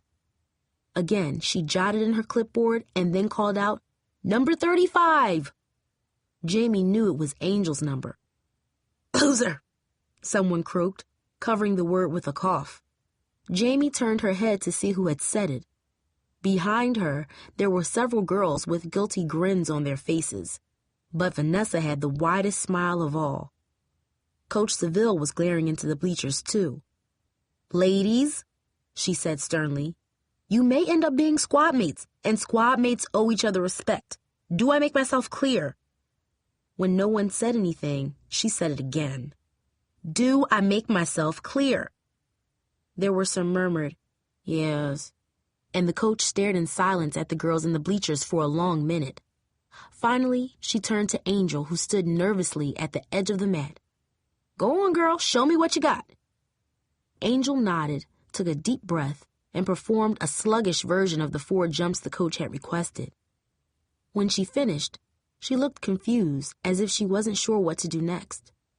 Jamie squirmed inside watching her, especially after what had happened in the locker room. "Can you do a cartwheel?" Coach Seville asked. Angel paused and then stretched her arms and whirled around, but her cartwheel was weak. She had too little speed and nearly fell over in a heap on the floor. Jamie could see she was nervous. Part of her wanted to get up and explain to Coach Seville how Vanessa and the other girls ganged up on Angel, but she didn't want to snitch. As Angel stood up, someone behind Jamie giggled. Other girls whispered. Coach Seville shot another dark look into the bleachers, and the noise stopped. "Why don't you try it again?" she said to Angel gently. It was as if the coach wanted her to do well. Again, Angel nodded, but when she raised her arms, Jamie noticed 2 dark circles of sweat in the armpits of her t-shirt, like 2 targets for Vanessa and her friends. Almost instantly, Jamie heard them giggling. Only this time, she could tell the girls were doing their best to keep it quiet so Coach Seville wouldn't call them out. Angel must have noticed too, because her eyes flicked down to her shirt, and she looked as if she wanted to escape to the bleachers. She rushed into another cartwheel that was almost as bad as the first one. Coach Seville scribbled in her clipboard. "Thank you, Angel," she said. I guess I'm not really that good at tumbling, Coach Seville," she confessed timidly. "You're not the only one," Coach Seville replied, reviewing the next name on her list. "Tell them the truth," Jamie wanted to say. "Tell them what those girls did. Tell them you're nervous." Instead, Angel walked back to the bleachers. "She's done," Vanessa whispered with an "I told you so" grin. "Just like I said." But just before Angel sat down, she stopped and shook her head as if she was talking to herself. Then she turned around and headed back to the mats in front of the bleachers. Her face looked different somehow. Her jaw looked firm, and there was a determined look in her eyes. Did she hear Vanessa? Jamie wondered. "Can I try one more time?" she asked. This time her eyes weren't focused on the floor. She looked right at Coach Seville. "Sure," the coach replied. Angel paused and took a couple of short running steps and then did a perfect aerial, a kind of mid-air cartwheel where hands never touched the ground. Jamie's mouth dropped open. She had never been able to do one, but Angel stuck hers perfectly. "Woohoo!"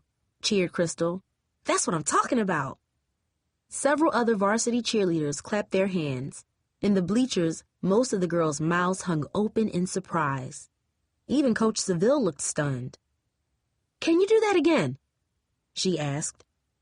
Angel paused again as if she was focusing, and then she did another perfect aerial. "Let me get this straight. You can't do a regular cartwheel, but you can do one with no hands?" Angel nodded. "I was nervous," she explained, glancing once toward Vanessa and her friends, but saying nothing. Coach Seville laughed. "Well, you certainly are full of surprises," she replied with a smile. "Now go on and take a seat. Next." Another girl ran to the mats as Angel hurried back to the bleachers and sat down by herself on the last row. Jamie glanced up at Vanessa. Her arms were folded across her chest, and her eyebrows were drawn tight together as if she was concentrating. When the last girl had finished, Coach Seville thanked everyone. "Tomorrow will be your last day to practice all your skills before the audition," she announced. "Crystal, Michelle, and Jaleesa will be available to help with the chant or the routine or your jumps, anything you think you need to work on. Nice work today, ladies. It's too bad I can't choose you all." She then clapped her hands and dismissed everyone. In the locker room, Jamie looked for Angel but didn't see her. "She probably isn't in any hurry to change in front of those girls again," Amberlynn said softly, nodding toward Vanessa and Tasha. I'm not going to change either, she added as she grabbed her clothes and books from her locker. My mom has to be at work at 4, so I have to watch my little brothers again. Want to come over and help? Jamie shook her head. I can't. I told Des I'd meet him at the park. Then I got to study for this math test in Mrs. Gessner's class. That woman won't get off my back. She quickly told Amberlynn about the bad grade and the retake. Amberlynn frowned. But how are you going to do that, Jamie? The tryouts are Thursday after school at the same time. Jamie shrugged. I'll think of something, I guess, she muttered, though she still wasn't sure what. Jamie spotted Desmond sitting on a bench on the edge of the park when she arrived. He smiled and got up as soon as he saw her. Hey, Des, Jamie said as he opened his arms for a hug. Hey, he murmured, pulling her close to him. Jamie relaxed. They were alone and it was nice to be hugged. She could feel his heart beating beneath her ear as his arms circled tighter, pressing her closer. For a moment, Jamie forgot about Mrs. Gessner, about cheerleading, about Darcy and the new computer, about Vanessa and what she had said about her reputation. But then his hand slid lower, toward her backside. Jamie pushed away a bit. Des, she began, but he silenced her with a sudden, hungry kiss. His hand sank down her back again. Jamie twisted away from him. Cut it out, she cried. What? Des looked puzzled. What did I do? You're all over me. Jamie turned away. I just gave you a kiss. Desmond put on his smooth voice. I'm just trying to make you feel good, baby. Oh, cut it out, Jamie muttered. Des shook his head. I just don't understand you, girl, he said in his normal voice. We've been together all summer. You never stopped me kissing you before. And from what I heard, you never stopped Bobby Wallace neither. And you two were only together for a month? What, you like him more than you like me? He said, shrugging his shoulders. What? Jamie cried, stunned at what she was hearing. You think I went all the way with Bobby Wallace? Is that what you're saying? Des looked unsure, as if he realized that he had said more than he meant to. Well, no. Some people were talking and... What people? Jamie demanded. You tell me who's been saying that. Des wouldn't look her in the eye. Just some people. Don't matter who. The point is, what you heard ain't true. I can't believe you'd think something like that about me, Desmond. And no, I didn't like Bobby more than you. But maybe I should have. I can't believe this, Jamie yelled, walking away from him. Jamie! I don't want to talk to you right now, she fumed without turning around. Come on, Jay, I didn't mean it like that, he called. Then a second later, you still meeting me for pizza after school tomorrow? Jamie didn't answer. Was this what Vanessa meant when she said Jamie had quite the reputation? Who else thought that? Did the whole school believe the story about Jamie and Bobby? And who had started the story in the first place? The questions flooded Jamie's mind for the rest of the evening. You're awful quiet, Jamie, her father said when he came home for a quick meal between jobs. Is everything okay? Fine. Jamie tried to smile. She couldn't bring herself to tell Dad what she had learned. Just tired from cheerleading. He nodded. You making sure your grades are where they should be? He asked. I don't want to be sitting in that counselor's office again anytime soon, you hear? Don't worry, Jamie said, trying to hide the guilt she felt twisting in her gut. She made a silent promise to study right after dinner. But when the time came, Jamie's mind kept wandering. She thought about Des and Bobby Wallace, about Angel and Vanessa, and she couldn't help wondering just what Des and Vanessa really heard about her. She wanted to ask Darcy what she knew, but was pretty sure that would only make things worse. In the end, Jamie drifted off to sleep without doing any homework at all. At Bluford the next day, Jamie was relieved that Mrs. Gessner didn't say anything to her in algebra class, though she was strangely cold whenever she looked in Jamie's direction. As soon as the bell rang, Jamie gathered her books and darted out the door. Des appeared by her side only seconds later. Jamie, he said, falling into step beside her. About yesterday. I don't want to talk about it, Jamie mumbled. Almost by instinct, she looked around to see if anyone was watching them, I just wanted to say I'm sorry. I was wrong, okay? He lowered his voice. I should have never believed that stuff about you and Bobby. I just thought, Bobby being the kind of guy he was, that, well, you two probably had, He finished awkwardly. Jamie was about to tell him off for what he had said and what he had been thinking, but then she spotted Tasha talking with a group of girls nearby. Look, I can't talk to you about this now, okay? You still gonna meet me at Nico's? He flashed her his player's smile. Jamie thought about it. She could see Tasha watching them out of the corner of her eye. If she and Des argued now, Tasha would know. Jamie didn't want Tasha in her business. Okay, Jamie said, but her heart wasn't in it. Something had changed. She was seeing Des in a whole new way. Des leaned over and planted a kiss on her cheek as if all was forgiven. See you at Nico's then, he said, turning back up the hallway toward his class. Nearby, Tasha watched, flashing a fake smile as if the incident in the locker room never happened. Hey, Jamie, Crystal said when Jamie joined the girls in the gym for the final practice before auditions. You've been looking great out there. I think you've got a good shot to make the team tomorrow. I'm about to lead a group who want to go over the step routine. She nodded toward a cluster of girls waiting on the edge of the gym. Want to join in?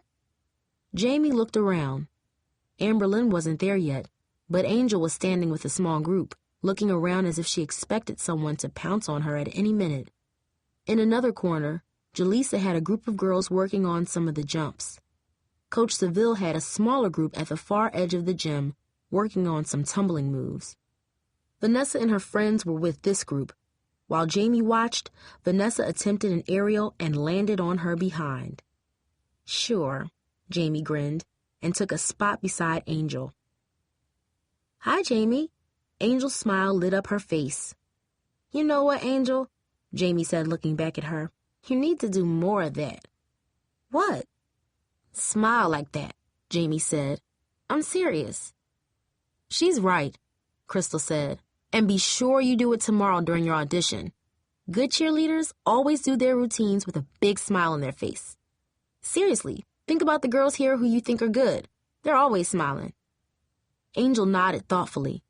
Okay, she said. Thanks. Just then, Amberlynn came jogging up to Crystal's group. Sorry, she panted.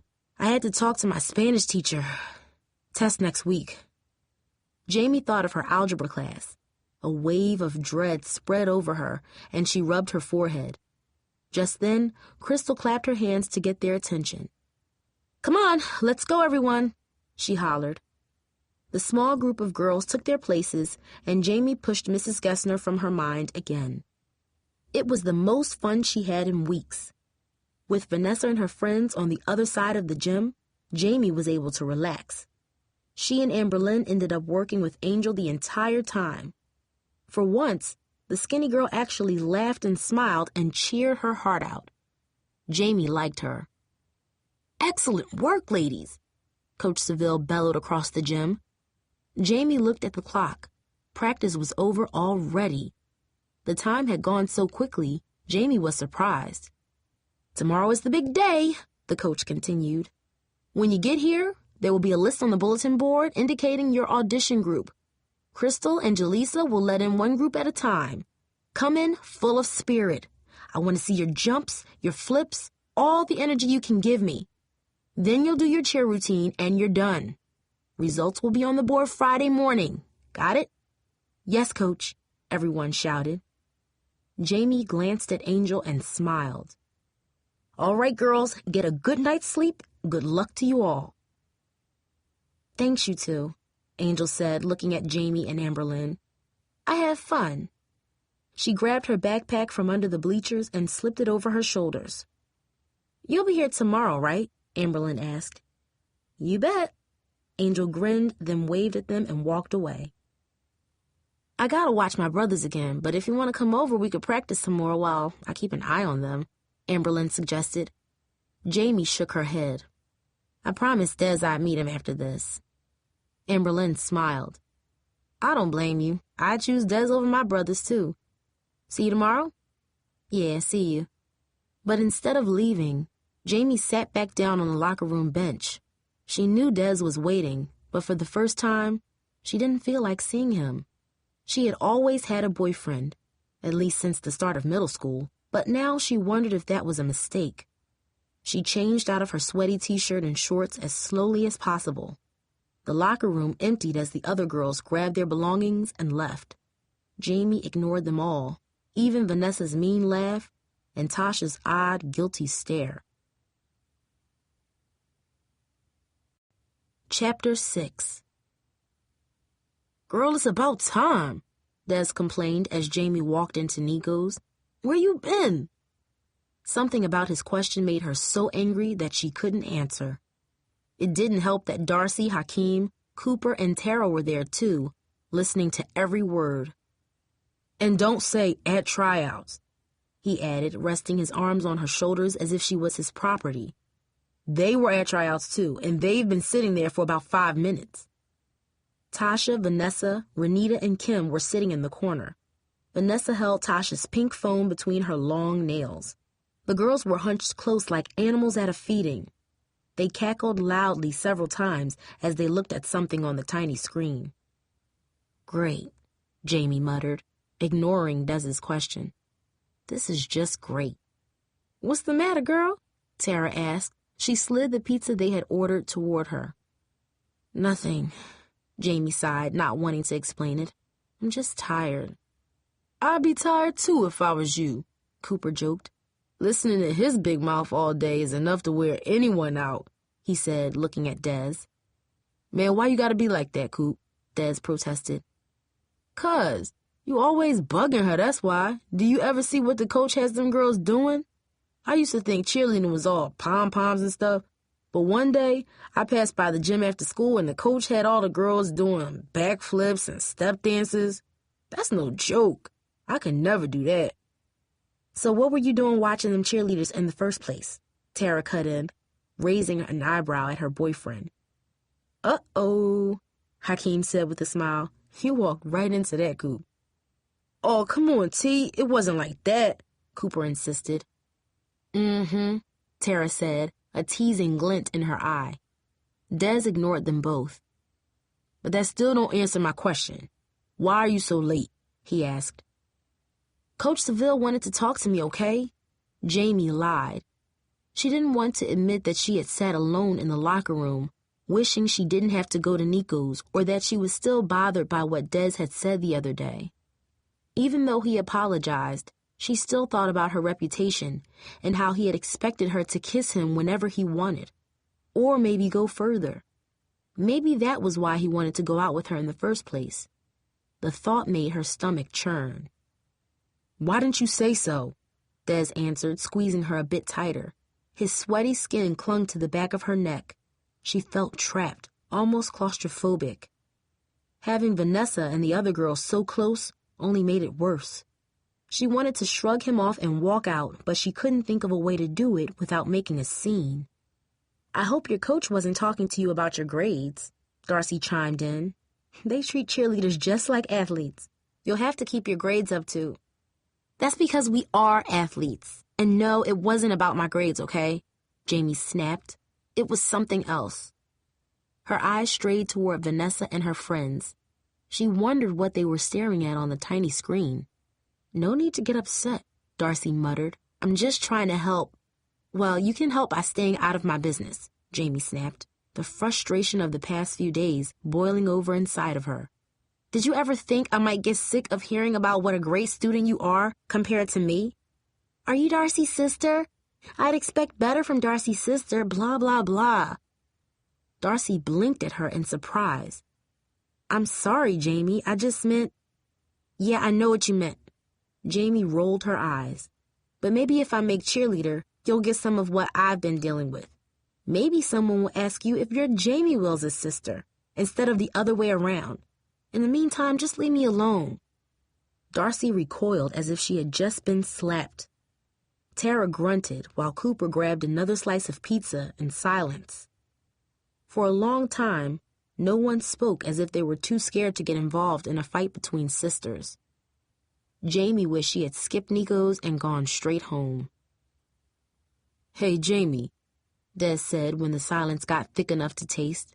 "Your girl's over there checking you out." Jamie turned toward the corner booth. She caught Tasha's eye for a split second just as Vanessa whispered something to her. Tasha giggled, but Jamie could tell it was forced. Tasha almost seemed uncomfortable, the way she had looked the day Vanessa borrowed her phone. What are they up to? Jamie wondered. Just then, Renita leaned close and said something into Vanessa's ear. All of the girls stopped talking and turned their heads back toward the door. Jamie followed their stares. Angel McCallister walked into the restaurant, still wearing the shorts and t-shirt she had on at practice. A thin little girl with the same round face and dark coffee bean eyes held her hand. Is that Angel's little sister? Jamie wondered. The way she looked up at Angel as they approached the counter made her think so. Hey, ain't that the skinny girl Vanessa was dogging the other day? Des asked. Her name is Angel, Jamie snapped. As she watched, Vanessa slid from her booth and started toward Angel and her sister. Jamie had a bad feeling. Without a word, she rose from her chair and moved toward the counter. Des and the others looked surprised as she passed, but Jamie couldn't explain, not now. What's up, Angel? Jamie said, darting in front of Vanessa. She could tell from Vanessa's expression that she had gotten in her way and stopped her from doing something rude. I didn't know you came to Nico's. I don't, Angel said, nervously eyeing Vanessa. This is my first time here. I heard they have the best pizza around, so my mom sent us here to get one. Jamie could tell Angel was uncomfortable. What are you doing, Jamie?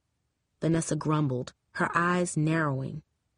Nothing, just saying hi to my girl, that's all, Jamie replied, raising her voice so that everyone at her table could hear. She figured Vanessa wouldn't start anything if she knew Darcy and Tara were watching, too. That okay with you? Vanessa glanced over at her table and gave a quick fake smile, but her eyes were anything but happy. Angel quickly ordered her pizza. Her little sister hovered by her waist. So, you gonna do your aerial for the audition tomorrow, Angel? Jamie continued. She hoped the pizza would be done quickly and Angel and her sister could get away before anything bad happened. If we all make the team, you'll have to teach us how to do it. Maybe even you, Vanessa. There's more to cheerleading than just aerials, Jamie. Vanessa snarled. Yeah, but it doesn't hurt our chances, does it? Jamie replied. She wanted Angel to hear her. She looked so nervous, so scared whenever Vanessa was around. And yet Angel had something special. Jamie wanted her to remember it the night before auditions. She knew Vanessa would try to rip it away. Whatever, Vanessa huffed. It's not enough, especially not for her. Here you go, interrupted the guy working the counter. He slid a box toward Angel. That's $10. Angel let go of the little girl's hand and gave him a crushed wad of bills. Then she grabbed the pizza box. See you, Jamie, she said quickly. Come on, Dion, let's go. Vanessa's hand flashed out the instant Angel shifted her attention to her sister. The pizza box tipped precariously and began to spill toward the floor, but Jamie reached forward and grabbed it first. Whoa, she muttered as the box leveled out in Angel's hands again. That was close. Angel stared at Vanessa for what felt like forever. Jamie could feel the battle going on between them. Angel, let's go, Dion whispered. I'm hungry. The little girl's voice broke Angel's stare. She grabbed the pizza with both hands this time and turned toward the door. I'm not going to quit, Vanessa, she said softly. Coach Seville might not pick me, but I'm not going to quit. I don't care what you do. She nodded at Jamie. Thanks, Jamie. I wouldn't have had enough money to buy another one. No problem. I'll teach you the aerial anytime you want. Jamie grinned. I'd like that.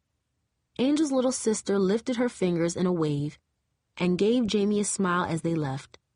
Jamie would have returned to her table, but Vanessa stepped in her way.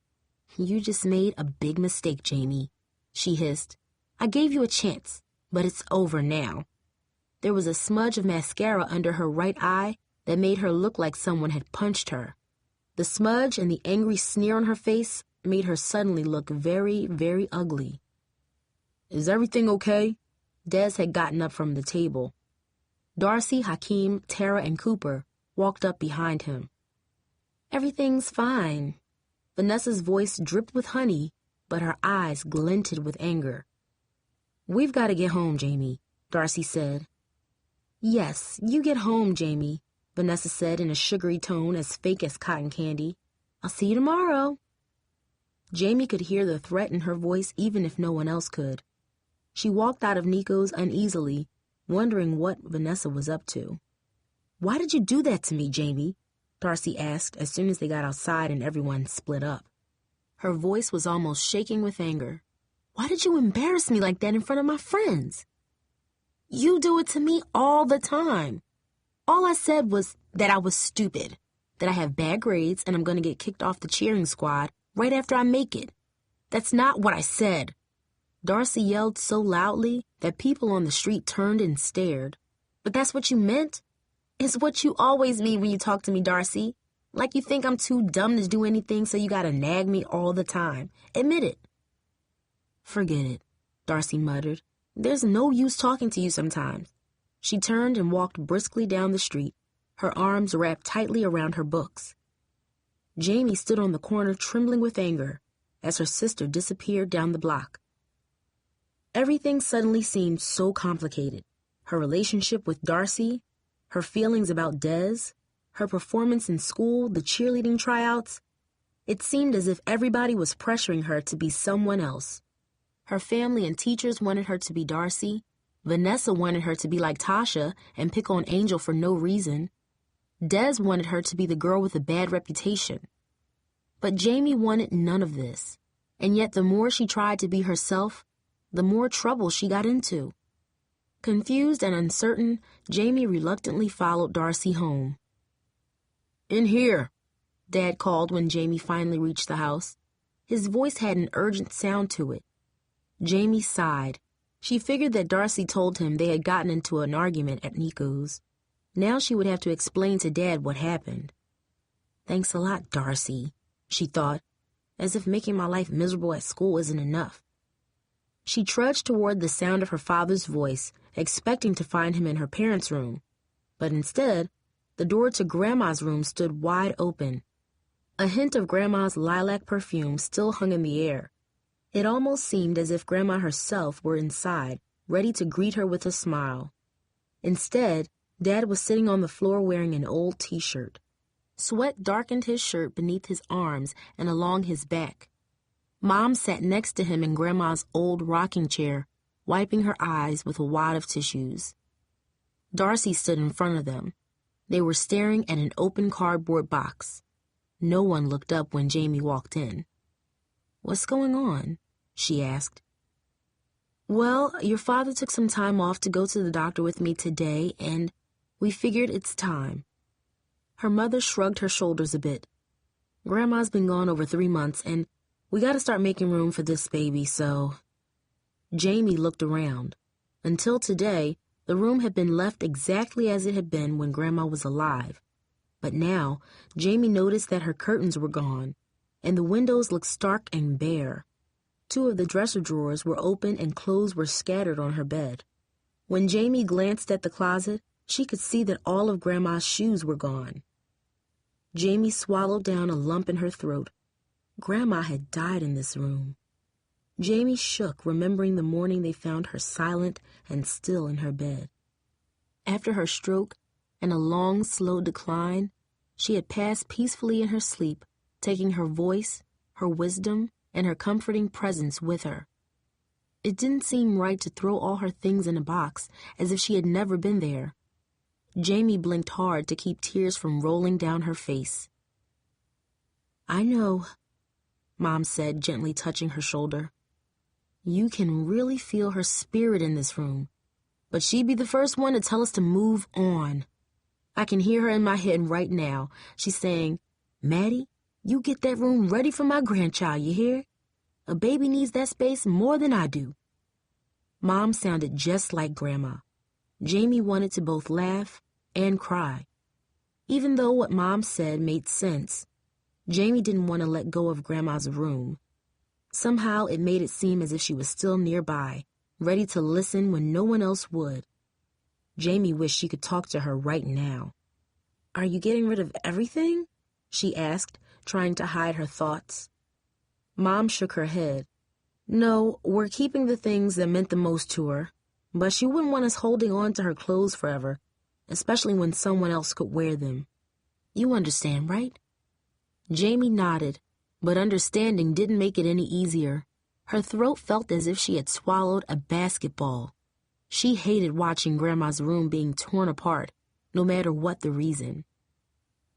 "Darcy's packing up her dresser. Maybe you can do the closet. Here." Dad held out a box of plastic bags to her. Mom watched her from the rocking chair. "If you see something important that you want to keep, I want you to take it. Grandma would want you to, okay?" Jamie could feel her parents watching her. She knew they meant well, but it still didn't seem right. Yet what could she do? Without a word, Jamie grabbed the plastic bags and began removing Grandma's blouses and skirts from the closet. On one hanger, she found an old gray sweater Grandma used to wear. Stuck on the front was a button Jamie had made for her on Mother's Day in Mrs. Kopech's first grade class. "World's Greatest Grandma," it read, in awkward pink letters around a picture Jamie drew of herself in crayon. At the time, Jamie thought her picture was perfect. Now she realized it looked silly and sloppy. Yet Grandma wore it as if it were a priceless treasure. Jamie wondered if she was just being nice or if she really did like it. "Look at this," Darcy said, breaking her thoughts. She held a big black hat with a pink flower pinned on the side. "Her Sunday hat," Mom said. "She must have worn that hat to church 1,000 times before she got too sick to go." Her voice trailed off. "Maddie?" Dad went over and patted her shoulder. "You okay? You want to stop?" "I'm okay, Carl. I just can't help thinking about how happy she would be to have a baby to hold again. She'd be smiling ear to ear." "Yes, she would," Dad agreed. Jamie winced. Of course Grandma would love the baby, but why did they act as if everything would be better once the baby arrived? A baby wouldn't fix anything. "Grandma's still gone, and my life's still a mess." Jamie almost said the words out loud as she filled another bag with Grandma's clothes. Next to her, Mom leaned forward in Grandma's rocker and stood up slowly, resting her hands on her belly. "Well, I gotta work tonight, so I'd better get changed." Just then, the phone rang. Darcy moved toward the door, but Mom stopped her. "I'm up, I'll get it," she said, and stepped into the hallway, swaying slightly as she walked. "So, Darcy, how's school?" asked Dad. "Good," Darcy answered. She then went on about what she found on the computer and how she was going to take some test called the PSAT in a few weeks. Jamie ignored her, carefully removing the button she had made from Grandma's sweater. She had just slipped it in her pocket when she heard the phone slam down in the other room. "Jamee Wills," her mother hollered from down the hallway. "Get your butt out here right now." "What is it, Maddie?" Dad asked. Darcy turned and flashed Jamie the "what did you do now" look. Jamie almost told her off as she rushed to Mom. Dad followed right behind her. Mom stood at the kitchen counter with a look of fury on her face. "What, Mom?" Jamie asked, bewildered. "What'd I do?" "It's what you didn't do, according to Mrs. Gessner, your algebra teacher. That was her on the phone." She looked over Jamie's head to her father. Jamie felt her stomach sinking as her mother scowled at her. Apparently, Jamie failed a test and was supposed to bring it home for us to sign. You seen a math test? Dad shook his head. "That true, Jamie?" "Yes, but that's only part of it, Carl. Mrs. Gessner says Jamie told her we signed it." "What?" Dad crossed his arms on his chest and shook his head. "And she was supposed to meet her after school for extra help, but she skipped it twice for cheerleading practice." Her mother fumed, the creases in her forehead deep and angry. "Jamie, if I've told you once, I've told you 1,000 times. There ain't gonna be no cheerleading if you can't keep your grades up." "I know," Jamie tried to explain. But Mom, it's just one stupid test and I'm going to retake it tomorrow. Did you study? Did you go get some extra help? Jamie hung her head. No, of course not. You're too busy with cheerleaders and sneaking around with that boy Desmond Hodden. I didn't sneak. Maddie, remember what the doctor said. Not to get upset, Dad urged, putting his hand on Mom's shoulder. It's too late for that, Carl, Mom snapped, shrugging away from him and turning back to Jamie. You're not going to amount to anything in this world if you keep this up. You hear me? The only reason you even made it through 8th grade is because your teachers cut you some slack with all the problems we went through last year. Her mother flashed Dad a knowing look and shook her head as if she were disgusted. And after all that and our meeting this summer, you still failed your first test. And you lied to us about it. Mom's voice boomed with anger. Maddie. And for what? She continued, glaring at Jamie. Stupid cheerleading. I can't believe this. Jamie knew she had been wrong to lie. Deep inside, she also knew she would never achieve as much as Darcy. But one word Mom said set off a spark in her head. Stupid. She couldn't hold her anger in anymore. Cheerleading's not stupid, she yelled back at her mother. Algebra's stupid. Oh, so now you got all the answers too, huh? Mom said, stepping forward and glaring down into Jamie's face. Let me tell you something. You better turn this around and start being more like Darcy when it comes to school, or we're going to have some serious problems around here. Jamie trembled in rage at Mom's words. There it was again.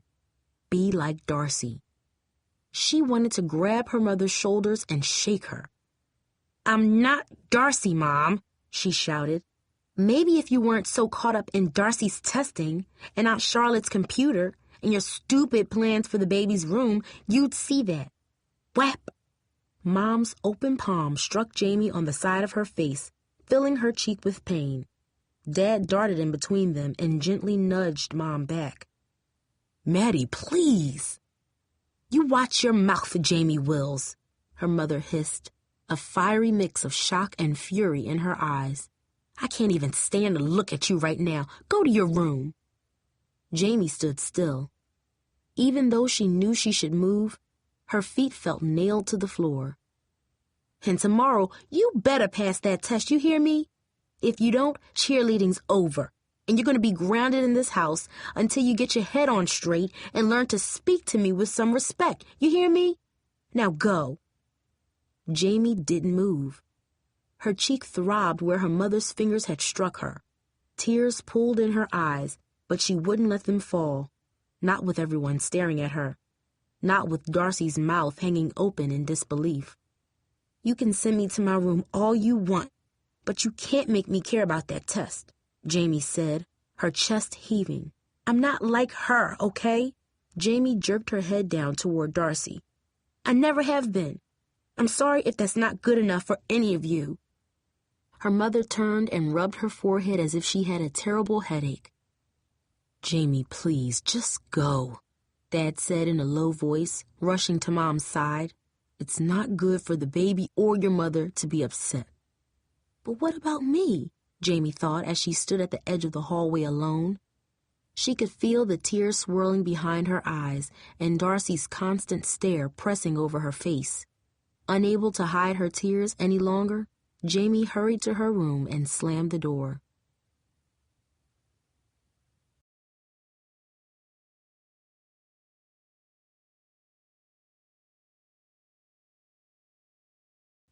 Chapter 7. Knock, knock. Jamie opened her swollen eyes at the sound and sat up in her bed. She glanced at the clock. Hours had passed. She realized she had fallen asleep. Amberlynn's on the phone, Darcy called through the door. She says it's important. Jamie got up and stumbled to the door. Darcy stood in the hallway, looking as if she wanted to say something. Whatever it was, Jamie wasn't ready to hear it. She grabbed the phone and retreated to her room. Jamie, Amberlynn sounded funny. Have you seen it? Are you okay? Seen what? The picture. Huh? Oh my God, you don't even know about it yet? Amberlynn exclaimed. Know about what? Someone sent a nasty picture of you and Angel to everyone's cell phone. What? Jamie shook her head, trying to make sense of what Amberlynn was saying. What do you mean nasty? Well, I don't have a cell phone, so I haven't seen it yet. But Alicia did. Amberlynn spoke quickly as if she couldn't force the words out fast enough. She said Angel looks half naked in it and your arm is around her. She said it kind of looks like you're together or something. Together? Jamie cried. The room seemed to spin.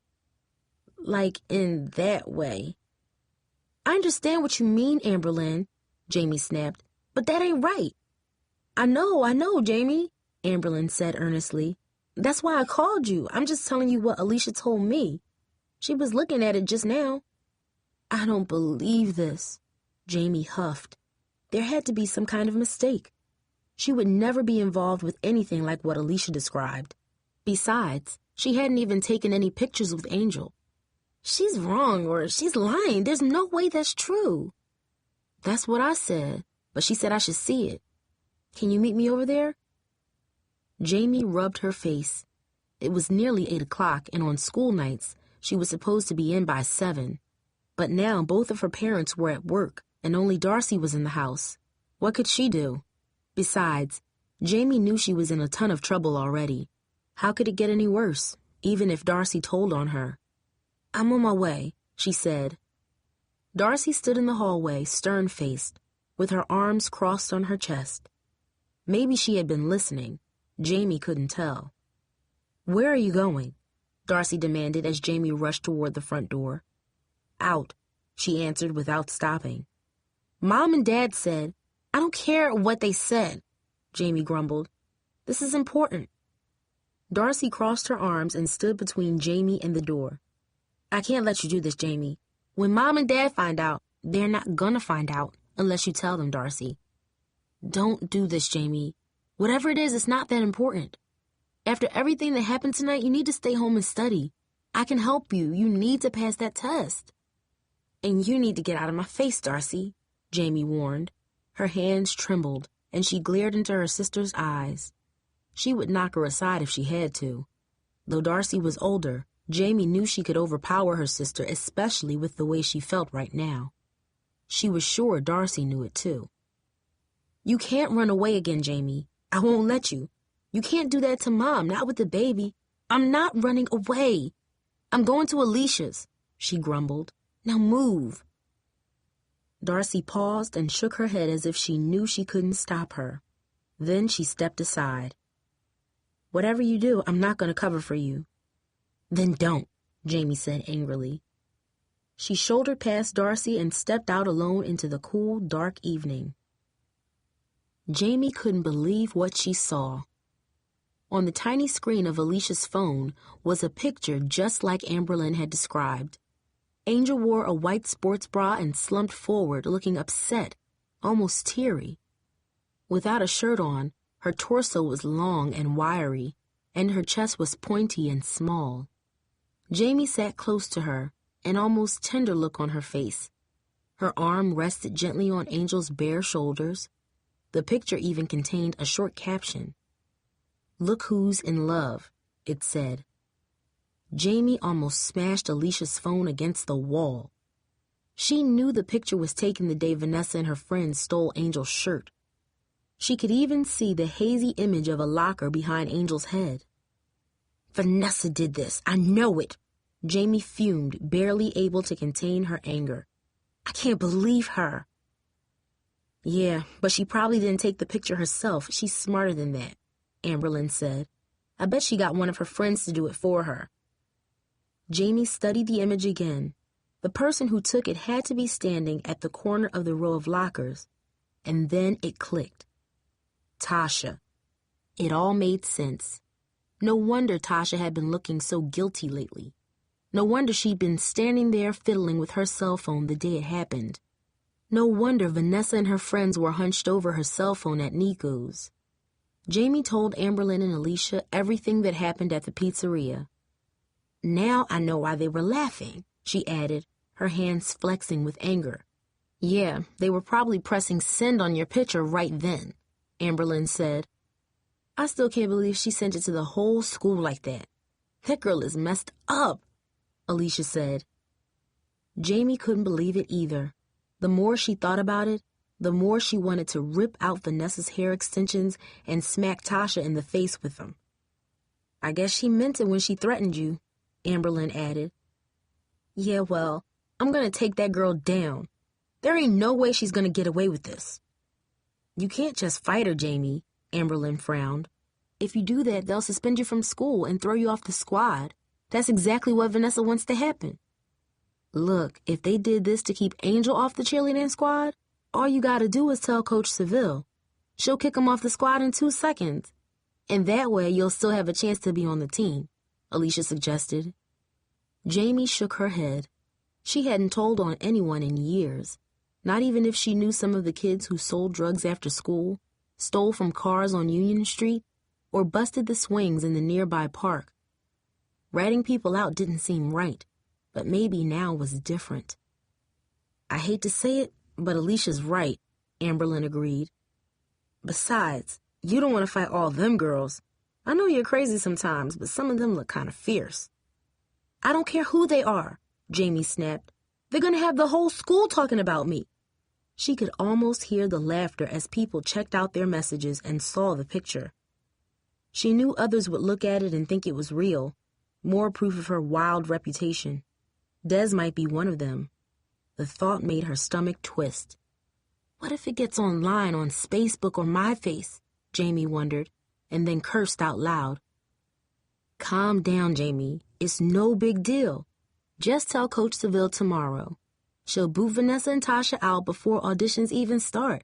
The whole thing will be over just like that. Alicia snapped her fingers to make her point. You don't get it, Alicia. How would you feel if strangers were staring at you? Alicia shut her mouth, and for a moment the 3 girls were silent.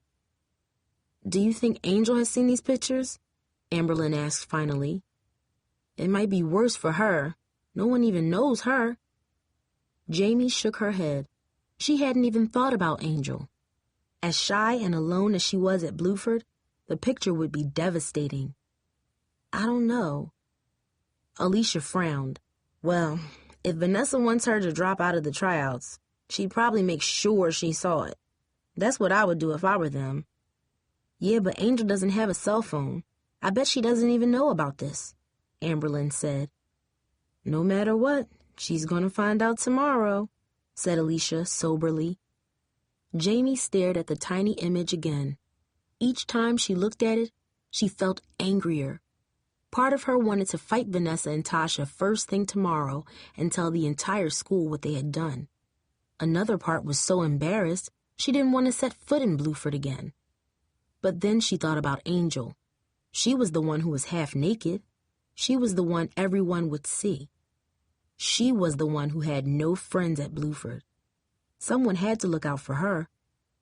So what you gonna do? Amberlynn asked. Jamie tossed Alicia's phone aside and stood up, her forehead pounding. There was so much pressing down on her. Mrs. Gessner and the stupid tests, the fight with Mom and Dad, the nonsense with Des, the stress of cheerleading auditions, and now this. Jamie felt as if her skull was about to explode. I don't know. They talked for a few more minutes before Jamie hurried home with her head heavy and aching. Darcy was still sitting in the living room when Jamie came back in. I need to talk to you, she said as soon as Jamie closed the front door. I just got off the phone with Tara. She told me there's some picture of you going around school. Jamie, if you're in some kind of trouble... It's my business, Darcy, Jamie muttered. Jamie, Darcy frowned. You're my sister. I know you think we're in some kind of competition, but that's not true. I just want to help. I don't need your help, Jamie barked. I can handle this on my own. She went straight to her room and closed the door. Yo, Jamie, Des called and edged to his voice. He was waiting outside her house Thursday morning. What are you doing here? She asked sharply. She felt as if she had barely slept. Her head was hurting already, and the day hadn't even started. You know why I'm here. Don't act stupid, he snorted. Don't start with me, Des. I'm not in the mood. I knew you've been acting funny, like you don't like me no more, but another girl? Why you gonna do me like that? Listen, Des, it ain't what it looks like. Right, he muttered. I saw how you jumped up as soon as she walked into Nico's yesterday. You left me sitting there like some kind of fool. He shook his head. If you were that way, you should have never started going out with me. Or you could have broken up with me instead of humiliating me like this. Humiliating you? Jamie scoffed. Is that all you can think about? First you accused me of doing it with Bobby Wallace, and now you actually think I was with Angel McCallister? Forget you, Desmond. You think I should have broke up with you earlier? Well, I'm doing it now. I'm done with you. Goodbye. Don't talk to me no more. You're done with me? Desmond's eyes flared as she passed him. I'm not the one with her hands all over another girl. She turned back, barely able to stop herself from slapping him. Desmond, I can't believe I ever went out with you, Jamie screamed, stopping just inches from his face. If I was into girls, I'd have told you before I ever kissed you. But you know what? It don't matter. All you wanted was some girl with a reputation so you could get with her anytime you feel like it. Well, that ain't me neither, no matter what you heard. Jamie turned and stormed away as quickly as she could. She was relieved that Desmond didn't try to catch up with her. By the time she reached the school, he was more than a block behind. Yo, Jamie, where's your girlfriend, huh? Two guys she didn't know hollered as she walked up the cement steps to school. When you gonna come back to our side? As she neared her locker, a group of sophomore girls eyed her as if she had a disease. Jamie could tell they were talking about her. She wondered if Angel was going through the same thing. Was she still as determined to succeed as she had been yesterday? Or had the picture changed her mind? Maybe Angel had gone straight to Coach Seville this morning. What if she quit the team? Can you believe them two were together? One of the girls mumbled. Yeah, and last year she dated that drug dealer. And then she got busted for shoplifting. No wonder she ran away. That girl is a mess. Jamie cringed. The words set fire to her insides. She was about to yell back at them that it was none of their business, that the rumors were wrong, but the girls turned and walked up an unfamiliar corridor. Rather than follow them, she darted to Mrs. Gessner's class, keeping her head down to avoid the stares. But the snickers and comments followed her. Jamie couldn't believe how quickly Bluford had turned on her. It was as if the entire high school was a beast, thirsty for gossip and hungry for someone to humiliate. Had it always been this way? She had never noticed it before, maybe because she always had an older sister to shield her. But now, thanks to Vanessa and her friends, Jamie realized she had become a target. As she turned the corner to Mrs. Gessner's class, Jamie stopped in her tracks. Vanessa stood before her in the center of a cluster of girls crowded against a row of lockers. Some of them laughed loudly. Jamie recognized a few faces, including Tasha, but others were new. Clutched in Vanessa's right hand was Tasha's pink cell phone. Tasha watched it intently, almost as if trying to grab it with her eyes, but Vanessa held on to it, pressing buttons quickly, her fingers like needles stabbing at the tiny keys. I couldn't believe it either, she was saying. I mean, I'm not surprised about Angel, but Jamee Wills? Doesn't she have a boyfriend? Had. Desmond Hodden just broke up with her this morning, said one of the girls eagerly, as if she enjoyed sharing the news with Vanessa. I guess you don't know about some people, Kim added with a smirk. You all know that's not true, Jamie yelled, unable to stop herself from walking toward them, even though she was alone. Several girls gaped in surprise. Tasha stepped back, avoiding her gaze, while Kim flashed a mean grin. Here we go, Kim said, dropping her backpack. Jamie stepped up to Vanessa, staring at the taller girl's hair extensions and the cover-up she wore to make herself look pretty. All Jamie could see was ugliness in Vanessa's lying eyes. She wanted nothing more than to slap the grin from her mouth right there, though Kim stepped right up to Vanessa's side. It's a lie, and you know it, Vanessa. Jamie hissed. Girl, you're tripping. You're about to get yourself in trouble, Vanessa warned. I know what you did.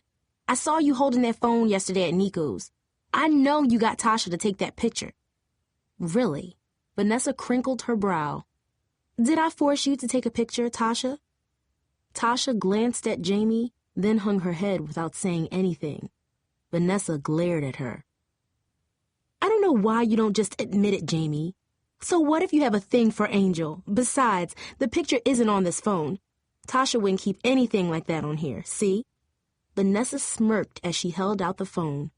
The screen was blank, as if everything had been erased. Whap! Jamie reached out and smacked the phone from her hand. It tumbled to the ground where Tasha quickly grabbed it. Kim shoved Jamie back. Voices whooped and hollered. They're gonna fight, someone shouted. Girl fight! The calls echoed down the hallway. People gathered around. Tell them what you did, Jamie ordered, her fingers curling into fists as she glared at the two girls. Vanessa didn't even flinch.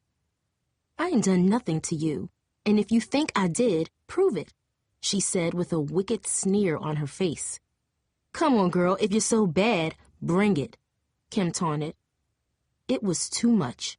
Jamie was about to throw a punch when a classroom door suddenly swung open. Mrs. Gessner stepped out into the hallway. Overhead, the warning bell rang. Students had 1 minute to get to class.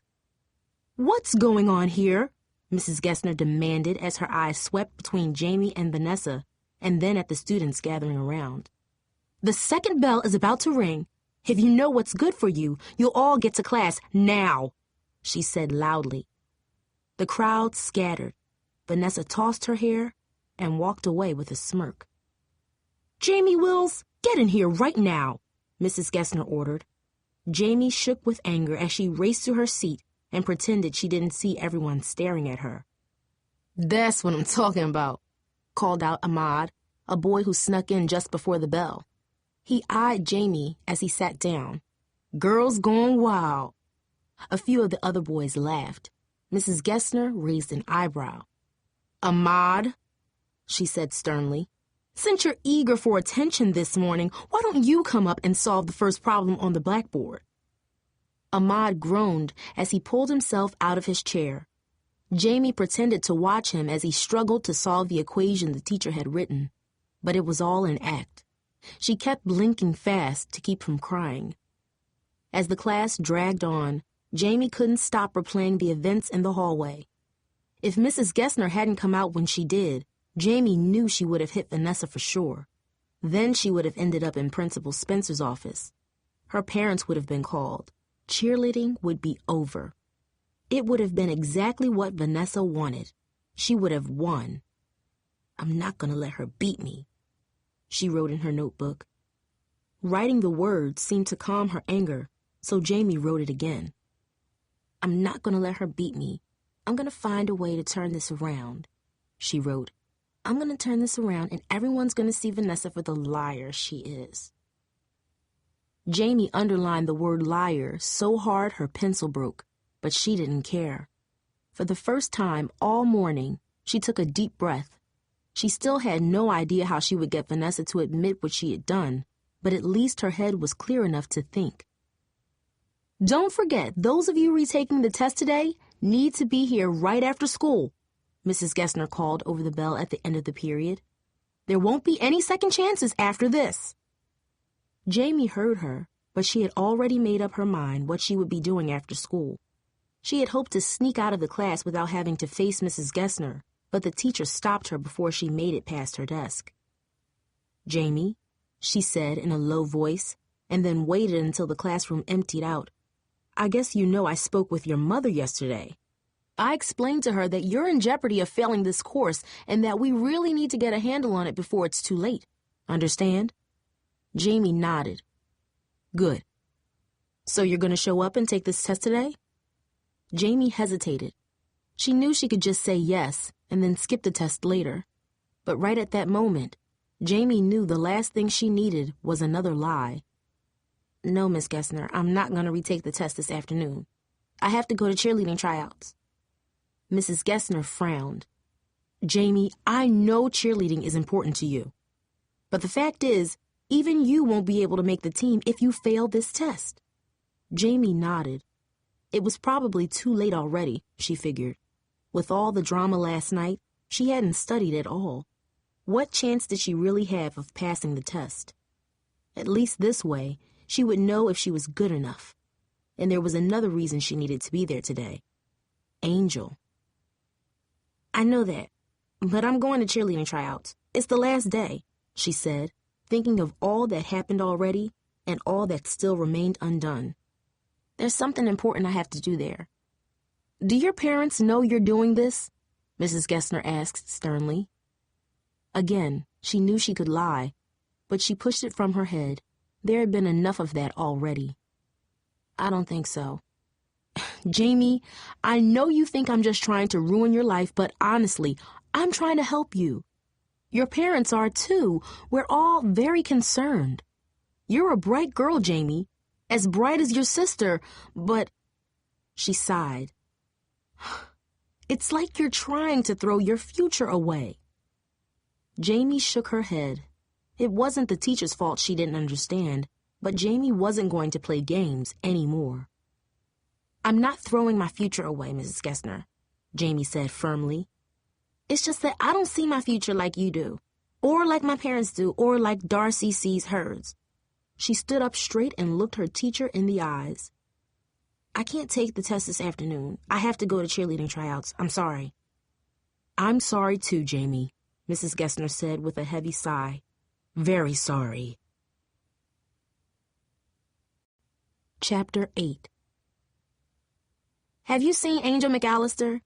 Jamie asked a group of girls standing in the locker room at the end of the day. It had been one of the worst days at school she could remember. All day long, people were whispering and snickering about the picture. Sometimes they said things right to her face. Girl, could I get with that the next time you're taking pictures? An older boy asked her in the lunch line, looking at her as if she were a car and he wanted to drive. A few boys laughed along as if they thought his comment was funny. You keep talking like that, and you ain't never gonna get with anything, she said, acting strong, the way she did when she hung out with Bobby Wallace and his friends. And yet the truth was that this boy's eyes made her nervous. She was glad when he left. Later, Jamie was scolded when she mistakenly bumped a girl in the cafeteria checkout line. You better step off. Just 'cause you like that doesn't mean I am, you hear? The girl almost seemed scared, and yet her eyes were angry too. Jamie was stunned. What you think? I'm gonna bite you or something? Even if the rumors were true, it ain't right to hate on people, she wanted to say. She was sure Angel got the same treatment, and she hoped to speak to her at the table. But Angel never showed up at lunchtime. Jamie wondered if she had decided to skip school. Maybe the picture was too much, and she quit cheerleading. The idea made Jamie even more furious with Vanessa. More than anyone, Angel deserved a chance to be on the squad. She had fought harder than anyone else over the last week, and somehow her success had become the one thing Jamie cared about in school.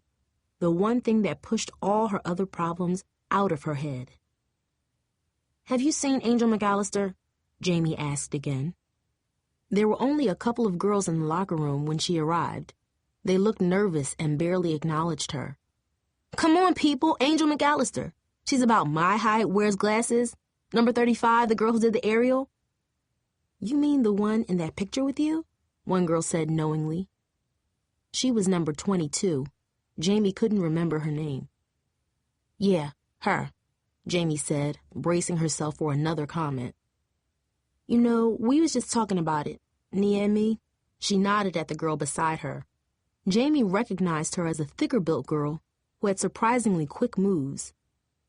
Isn't that our locker room in the background? Jamie nodded. It was the first time someone actually asked a question about the photo. Of course it would be another cheerleader, she thought. They knew the truth about what's been happening. All of us have had our tops off in here. That makes me want to change in the bathroom just in case. She shook her head sympathetically. Me too, now, Jamie added. Who did this to you? Nia spoke up then, looking around to make sure no one else was listening. Was it that girl Vanessa? Jamie nodded. "Didn't I tell you, Marcy?" Nia said in a low voice. "That girl acts like she owns the cheerleaders. And Coach Seville ain't even picked any of us yet," she muttered, shaking her head. "Your name's Jamie, right?" Jamie nodded again as Nia continued. "Well, we've all been talking about Vanessa. She's a piece of work. But like I told Marcy, she's the type who'll ruin your life if you stand up to her." "Tell me about it," Jamie murmured. "But have you seen Angel?" Nia shrugged toward the door.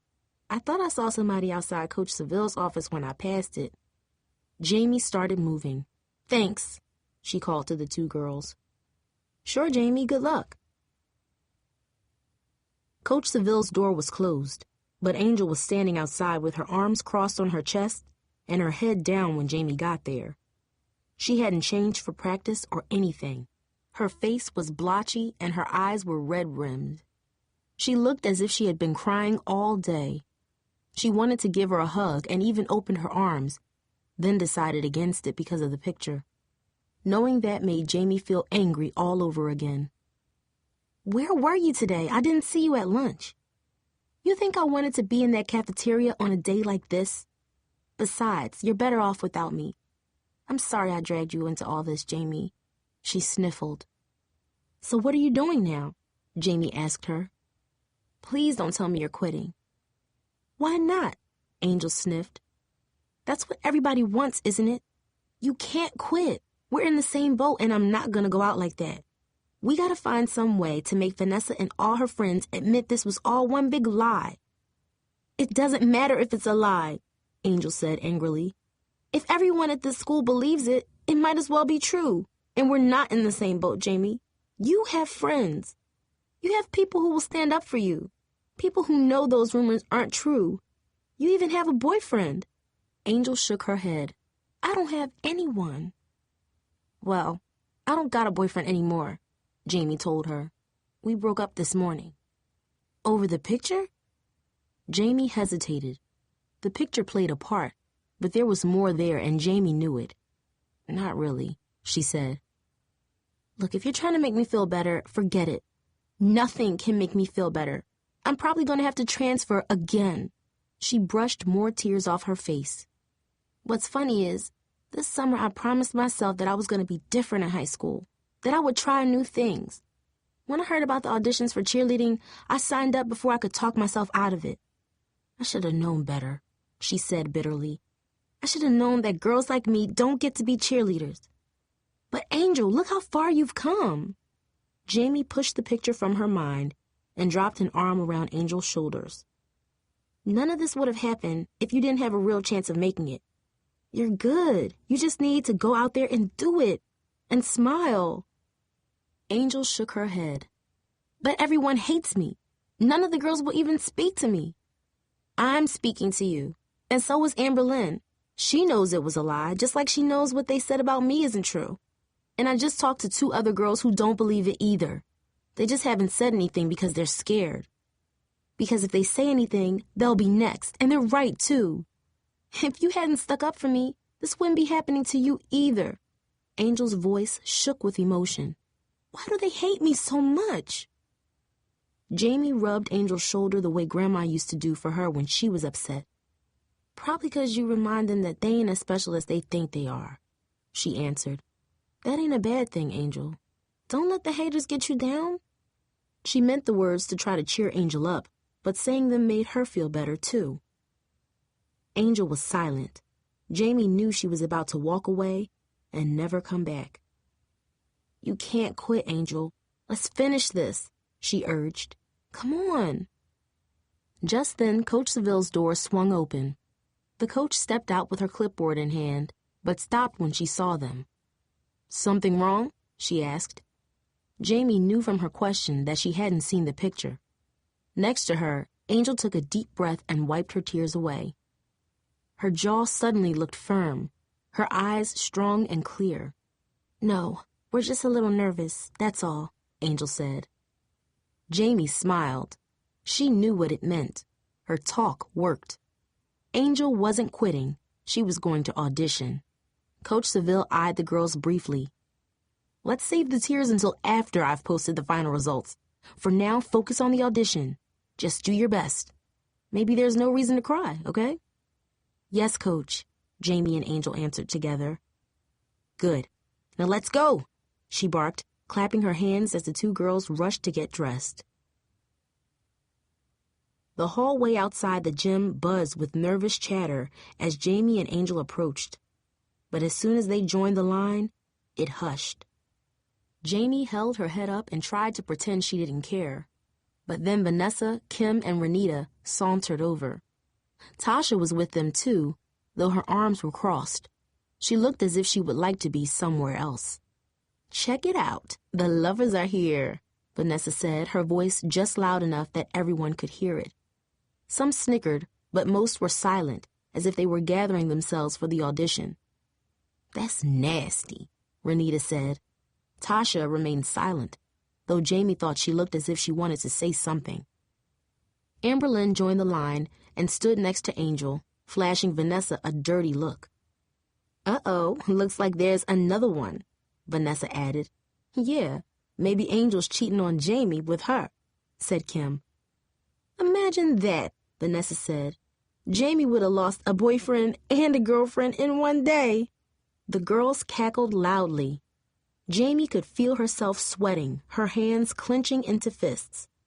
She didn't know how long she could ignore Vanessa, and yet she knew if she talked back to her, it would end up in a fight. It would be all over. Next to her, Angel seemed frozen. Not once did she glance back at Vanessa or her friends.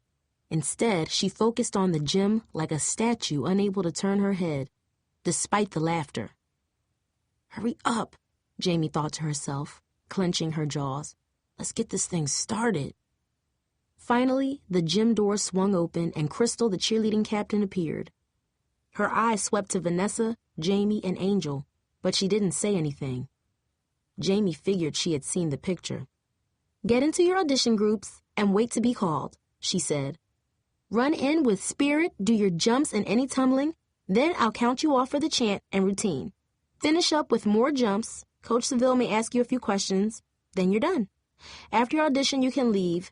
The results will be posted tomorrow on the bulletin board outside of the gym. Good luck. She paused for a minute while the girls got into their groups. Okay, Group 1, let's go. A small group of 4 girls rose nervously. Jamie watched them bounce around a little before Crystal opened the gym door wide. Woohoo! The girls shouted as they all ran in, clapping and jumping. Then the door closed with a heavy thud.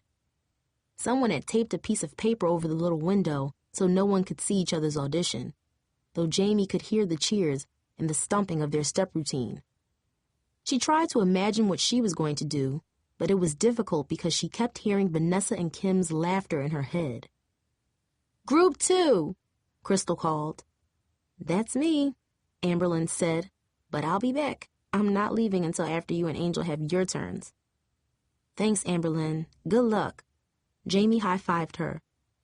Yeah, good luck, Angel said.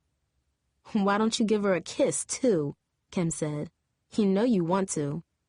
Yeah, especially since she won't be kissing Des no more, Vanessa added. Jamie winced. She knew the girl was trying to mess her up just before her audition. Don't let her win, she told herself, trying to focus on her routine. But then, another voice spoke up. How much did you pay for your hair, Vanessa? It was Angel. Silence swept over the corridor where the girls were waiting. Vanessa's mouth dropped open as if she was stunned. She instinctively reached for her ponytail as if trying to protect it. What? Your hair, Angel repeated. My mom's a stylist at Essential Salon. That looks like one of the synthetics. Maybe $4.99 a track?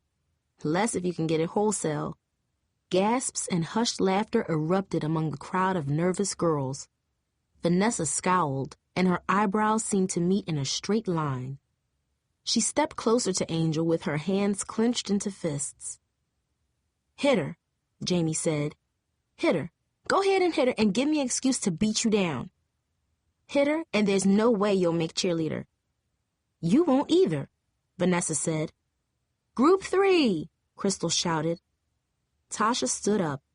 As she headed for the gym door, she whispered, Sit down, Vanessa. Don't you think you've done enough?" Then she pasted a big smile on her face and bounded into the gym, clapping and cheering as the heavy door slammed shut. "Yeah, Vanessa, sit down," Jamie said. "After all, your group is up next. You might need a minute to get your head together." Vanessa cursed, but stepped back and sat down. Jamie heard her whispering with Renita and Kim. Every few seconds, she looked over with murder in her eyes, but Jamie didn't care. She would fail 3 more algebra tests just to see the look on her face when Angel stood up to her. "Group 4! Vanessa bounced up with her big fake smile on her made-up face and dashed into the gym. Before the heavy door swung closed, Jamie saw her do a perfect round-off and jump up shouting, "Go Bluford!" She was sure that Vanessa, as awful as she was, would make the team.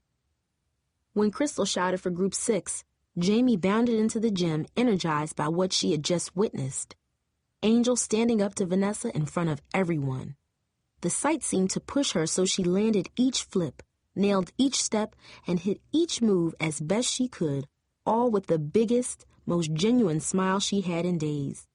Coach Seville even said, "Nice job," when she was done, and didn't ask her any questions. The only thing that didn't sit right was the way Crystal kept staring at her. By the time she got back to the hallway, most of the girls were gone. Amber Lynn was sitting with Angel, and Renita was by herself at the other end of the hall. Vanessa and Tasha were nowhere in sight. "Group 9?" Crystal called at last, and Angel stood up. "Thanks for waiting with me," she said. "We'll be waiting when you come out to walk home together," Amber Lynn said. "Give it all you've got." "Don't forget to smile," Jamie reminded her. There was no way to know how it went, except that before the gym door closed, Jamie could see Angel soar into the air in a perfect aerial. "What if we all make it? You and me, and Vanessa and Angel too?" Amber Lynn asked. "You know this isn't over." Jamie sighed. She knew that even if she made the squad, she would probably be kicked off one way or another. But she wasn't ready to admit that yet. "Let's just hope that doesn't happen," she answered, keeping her thoughts to herself. "How was the test?" her mother asked as soon as she walked in the door. Jamie didn't know how to answer. Had Miss Gessner already called to say she hadn't taken it? Had Darcy told Mom what happened last night? Jamie peered into her mother's face. She didn't look angry, or at least not as angry as she probably would be if she knew Jamie had gone to tryouts. Fine, I think," she answered. "Good," Mom huffed. She was dressed for work and had her purse on her shoulder. "That's what I want to hear. Now you get to your room and get working on the rest of your schoolwork," she said. "Tomorrow night I want to sit down and talk with you about the things you said yesterday, but right now, I gotta go to work." Jamie nodded as Mom rushed out the door. She knew another storm was coming. Another call from Mrs. Gessner. Another fight with her parents. More proof she wasn't as good as Darcy. There was no stopping it now, but at least they had made it through auditions, she told herself. Though Amber Lynn's words haunted her. What if they all made the cut? Chapter 9. Jamie found the bulletin board first thing Friday morning. Just as Coach Seville had promised, the winners were posted on a bright pink sheet of paper. "Congratulations to you all," the note read. "The following girls should report for a brief meeting in the gym after school today." Jamie's eyes darted to the names written in 2 neat columns on the sheet. Amberlyn Bailey, Vanessa Pierce, Tasha Jenkins. Of course they made it, Jamie thought as her eyes kept reading, her mouth dry and her heart pulsing. And then she saw them. Angel McCallister, Jamee Wills. Renita and Kim were there too. They had all made it, just as Amberlyn suggested. Jamie sighed. After working so hard to be a cheerleader and keeping Angel going, she wished she could be happy, but looking at the list told her that things would get no better. And if she got kicked off the team for her grades, they might even get worse. especially for Angel. Jamie knew she had to face Vanessa again and stop her, but how? The bell snapped her from her thoughts, and Jamie dragged herself to algebra class, ignoring the snickers and stares that trailed behind her wherever she went. Mrs. Gessner didn't say anything when she arrived. Instead, for the entire class, she acted as if Jamie didn't exist. It seemed as if the teacher had completely given up on her. In a way, it made Jamie feel worse than being nagged. Now, instead of being a bother to the teacher, she had become nothing, a lost hope. She could only imagine what Mom and Dad would say when they found out what she had done. During English class, Jamie was startled when an office aide barged in. "Jamee Wills, you need to go to Miss Spencer's office right now," the aide said. Jamie ignored the stares of her classmates and followed the aide to a stuffy conference room. Jamie could almost smell the countless meetings that happened there when students were expelled or suspended. Was she next? Angel was already seated at the table, as were Coach Seville and Crystal. Miss Spencer was at the head of the table. "What's going on?" Jamie asked, alarmed at Angel's face. Her eyes were red and puffy as if she had been crying. "What happened?" "Something serious has been brought to my attention, Jamie," Miss Spencer said sternly. "Very serious." She pulled out a cell phone, flipped it open, and showed them the picture. Jamie's face burned with embarrassment. She turned away from the image and the insulting caption underneath it. "Crystal showed it to me at lunchtime, and I brought it straight to Miss Spencer," Coach Seville explained, her voice tense and serious as if it were under great stress. "Girls, I'm not sure if you know how serious this is, but we have to get to the bottom of it right now." "I'm sorry, Jamie," Crystal cut in. "But what happened wasn't right. I just kept thinking how I'd feel if someone did this to me, so I thought the right thing to do was to tell someone." "It was the right thing to do, Crystal," said Miss Spencer in a louder voice. "But you can return to your class now. The four of us will take care of this." Crystal left, and Miss Spencer shut the heavy door behind her. "Would you two like to tell us what's going on?" Miss Spencer asked. "Do you know who took and sent this picture?" Jamie's palms were cold and clammy. Her stomach felt queasy. She felt trapped. Of course she was sure Vanessa and Tasha had done it, but she didn't want to tell on them. She wasn't like that. None of the people she grew up with were either, except maybe Darcy. Jamie shrugged. She looked over at Angel and saw a tear stream from her eyes. Yet her mouth was shut too, probably because she feared what Vanessa, her friends, and the rest of Bluford High School would say about her if she snitched. Coach Seville sighed, flipping her own cell phone in her hand. Jamie was sure she had the picture too. "I know this is hard for you girls," the coach said, "but Crystal has already given us the basic outline. We have to act, and if you don't help us, there will be a price to pay." "Why us?" Jamie said. "We didn't do anything." "Sending messages like this one over a cell phone is an act of bullying, and that will not be tolerated at this school," explained Miss Spencer. "But taking a picture of teenage girls changing in a locker room and sending it to other teenagers, that's a crime. I'm about to call the police and get to the bottom of this, but I wanted to give you a chance to tell us what you know first." Bullying, police, crime. It made Jamie's head spin. It seemed as if each time she tried to get herself out of trouble, she only got in deeper. She could almost see Darcy staring at her and hear Aunt Charlotte's voice. "I told you that girl wasn't going to make it in high school, Maddie.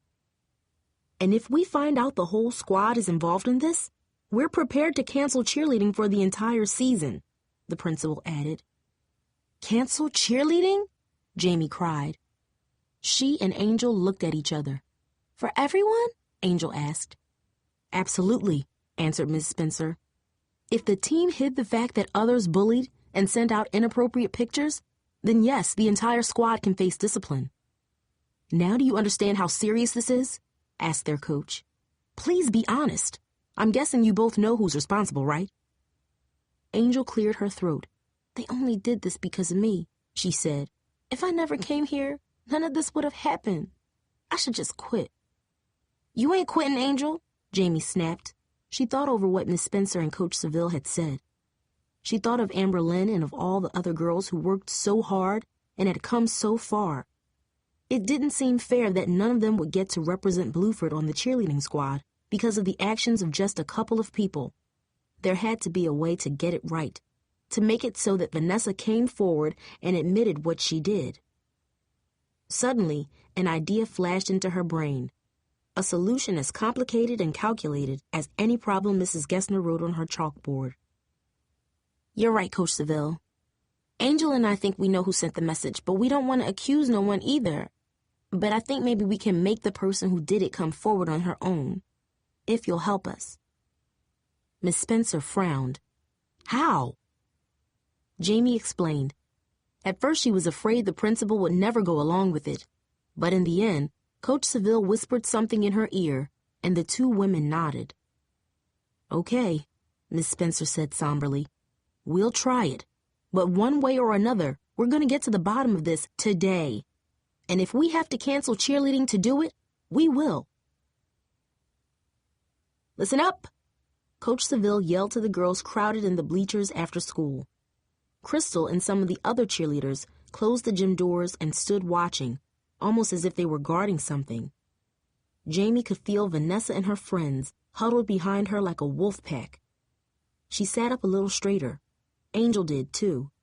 Everyone seemed tense as if they knew something was about to happen.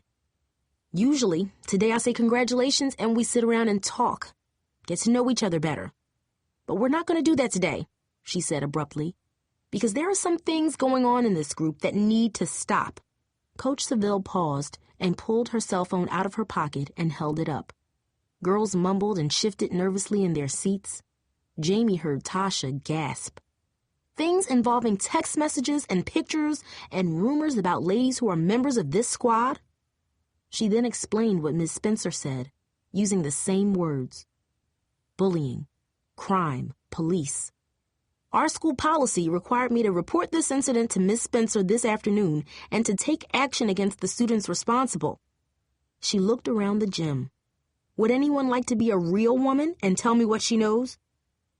Just as Jamie expected, the crowd was silent.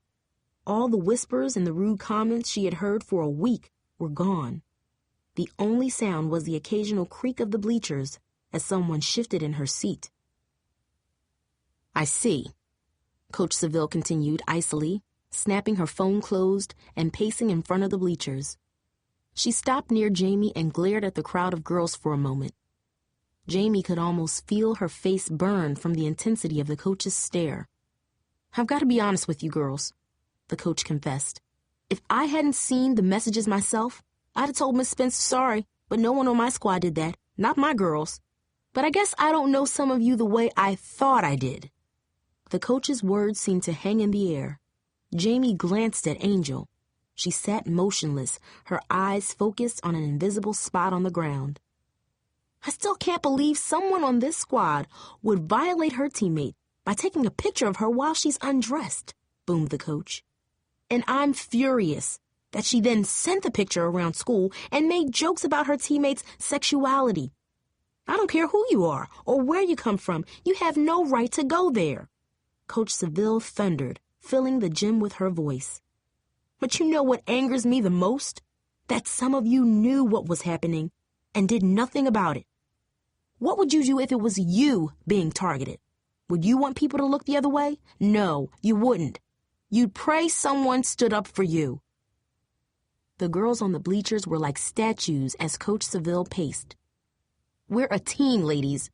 We don't hate on each other. We don't tear each other down. And if we see someone doing that, we don't walk away. You hear me? If you can't handle that, you don't belong here. Coach Seville paused. Jamie knew what was coming next, and yet she still felt nervous. Now, unless we get to the bottom of this, none of you will be allowed to cheer for Bluford. We're suspending the program for a year. What? Are you serious? That ain't right. Just as Jamie figured, the bleachers erupted with protests. She glanced at Vanessa. Her mouth was open in surprise.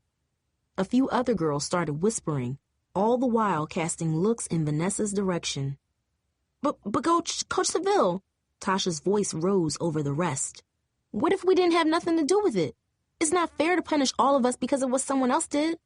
Then what you all need to do is find out who did it and let me know. You have 1 hour. An hour? Someone yelled. Others mumbled and whispered angrily. That's long enough for you to figure it out. Help each other. That's what a good team does. If one member is attacked, you're all attacked. How can we build a pyramid on the field if you don't trust each other? How can you fall from the top of the pyramid if you can't trust who will catch you? Now someone is spreading some hurtful stuff about 2 of your teammates. It's wrong and cowardly and has no place on this squad.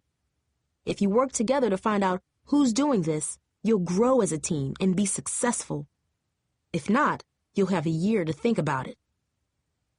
The crowd grumbled again, and Coach Seville gazed at them with a grim, knowing smile. Good luck, girls. I'll be back with Miss Spencer in an hour, she said, and walked out. Chapter 10. Everyone looked at each other in silence.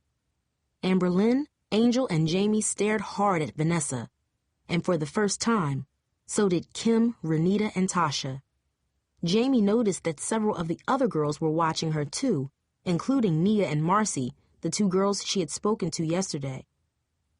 Well, Vanessa said when the room got heavy with tension, I guess you've ruined it for all of us, Tasha. What? Tasha cried. Me? Vanessa shrugged. You're the one who's always bragging about your phone. Weren't you taking pictures with it in here the other day? I can't believe you, Tasha howled. I might have taken the picture, but I didn't do nothing with it. The whole thing was your idea, Vanessa. You're the one who wants to control the whole cheerleading squad. You're the one who hated Angel from the start. You sent the... Great. Vanessa rolled her eyes. Now that you're about to get caught, you're going to blame me? She shook her head. I don't even have a cell phone. This is all you, girl, and you know it. Ain't that right? Renita and Kim nodded, but neither of them looked up at anyone in the group. Tasha's face crumpled. I know it looks bad, Angel, but I'm telling you, I didn't do it, she wailed.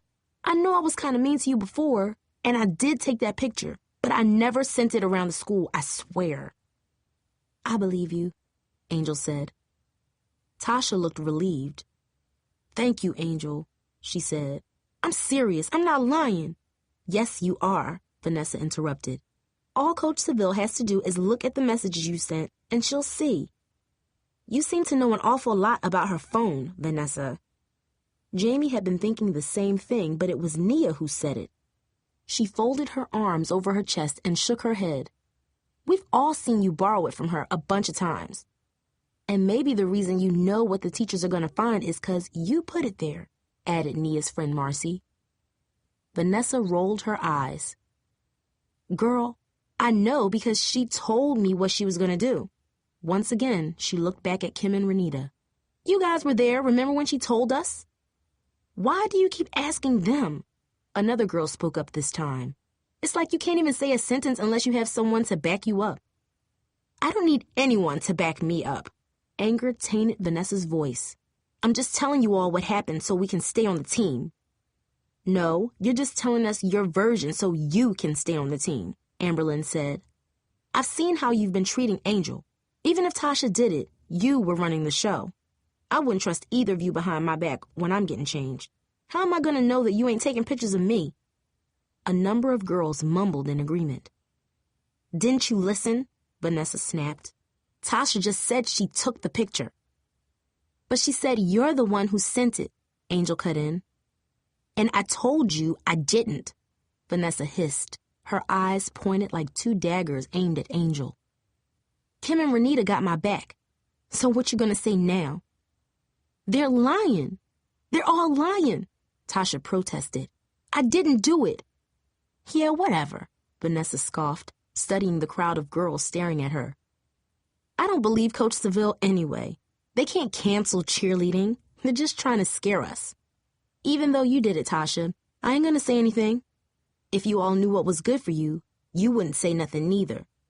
Vanessa crossed her arms and acted as if she was above everyone else, in charge somehow. Jamie could see Vanessa calculating, trying to find a way to save herself. She knew Vanessa would never come out and tell the truth. Jamie had counted on it. "What if you're wrong?" Kim said then. "Yeah, it wouldn't be the first time," added Renita. "Then we tell her the truth," Vanessa said with a sly smile. "Tasha did it." Thunk! The steel gym door clicked and swung open. Coach Seville marched in with Miss Spencer right behind her. Jamie saw a cell phone in the principal's hand. "Well, ladies?" Coach's voice sounded even louder in the stillness that fell over the group. "Miss Spencer is aware of our problem." She paused. "Have you determined who's responsible?" There was a long silence. Jamie wanted to say something, but she knew she couldn't. One of the other girls would have to speak up. Tasha shifted nervously, and Jamie could see that she wanted to tell the truth, but Vanessa's threat seemed to work. Tasha didn't say a word. Angel shifted nervously next to her.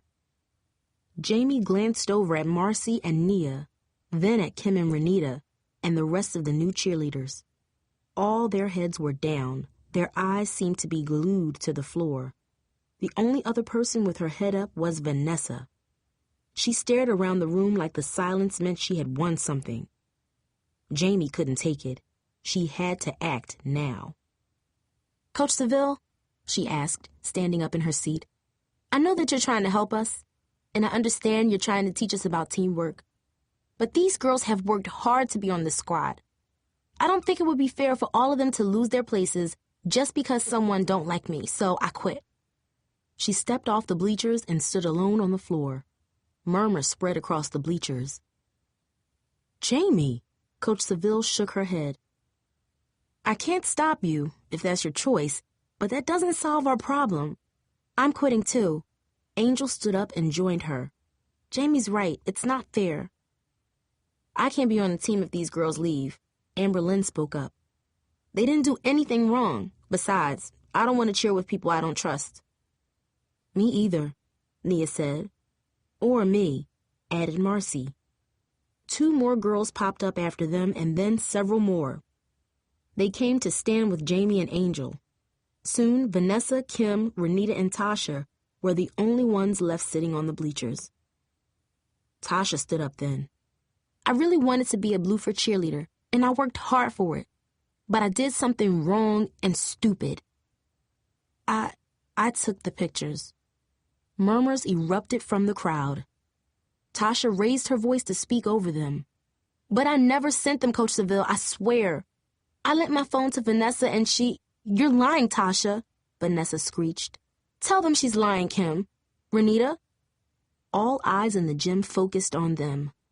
Under the scrutiny, they seemed to shrink. For a moment, the gym was silent. Finally, Kim broke the silence. "It's gone too far, Vanessa. It ain't right to blame Tasha for what you did." Then she turned to Coach Seville. "We were there, Renita and me. We saw Vanessa send the pictures from Tasha's phone." "No, they didn't," Vanessa fumed. "They're just blaming me to save themselves."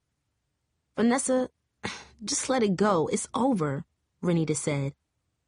"Tasha, I'm going to need to see your phone," Miss Spencer said gravely. "Come with me to my office, Vanessa. Kim and Renita, you're coming too. We need to have a long talk." The girls filed out of the gym with their heads down. Vanessa shot Jamie an angry look, but it didn't matter. The truth was finally out. Vanessa had been caught. The fight was over. The gym door slammed shut and the 4 girls were gone. "Congratulations, ladies," Coach Seville shouted. "You've just become a team." The coach then began to clap. Crystal and the other senior cheerleaders joined in. Then the applause spread to the girls on the gym floor who had left the bleachers. Girls who were ready to quit the team because they felt it was the right thing to do. Jamie felt a lump in her throat as the applause grew louder and seemed to focus on her until the gym itself echoed with the roar of hands clapping. "Excellent," the coach said. "I'll see you all Monday right after school for our first practice. Congratulations again." The cheerleaders began dispersing and heading back into the hallway. Jamie was about to join them when she heard the coach call out to her. "Jamie, can I see you for a minute?" She had expected the coach to smile and to say something about how they had handled Vanessa, but Coach Seville's expression was grim. "Jamie, Mrs. Gessner spoke with me and Principal Spencer a little while ago." She winced as if what she had to say pained her. "I'm afraid we have another problem." "I can't believe it!" Jamie's father yelled. "After everything your mother and I talked about, you still disobeyed us." Jamie didn't even try to defend herself, not when her parents were this upset. "Mrs. Gessner called me at work, Jamie," her mother chimed in. "At work? I thought something bad had happened, scared me half to death. Then to find out you've been lying to us again?" "Calm down, Maddie. You know it ain't good for you to get so upset." "How can I not be upset, Carl?" Jamie's mother cried. "I don't know what's wrong with this child. We tell her to do something, and she goes off and does whatever she wants to." She shook her head. "You and your sister couldn't be more different." She pointed at Darcy. "Darcy's been working hard all afternoon on her schoolwork while you were out there jumping around with your friends." "Mom, Dad," Darcy interrupted. "That's not fair. There's a lot going on at school right now." "I don't care what's going on at school, Darcy," her mother snapped. "That's no excuse to lie to us, to lie to a teacher, and to accept an F when a teacher offered to help her. What's the matter with you, Jamie? Don't you care about your future? You want to fail ninth grade? Is that what you want?" Jamie slumped in the living room chair. Did they even want her to answer? She had tried to explain once, but her parents were just too angry to listen. Angry because they left their jobs. Angry because they couldn't afford to miss work with a baby on the way. Angry because they had been lied to. Jamie heard it all already.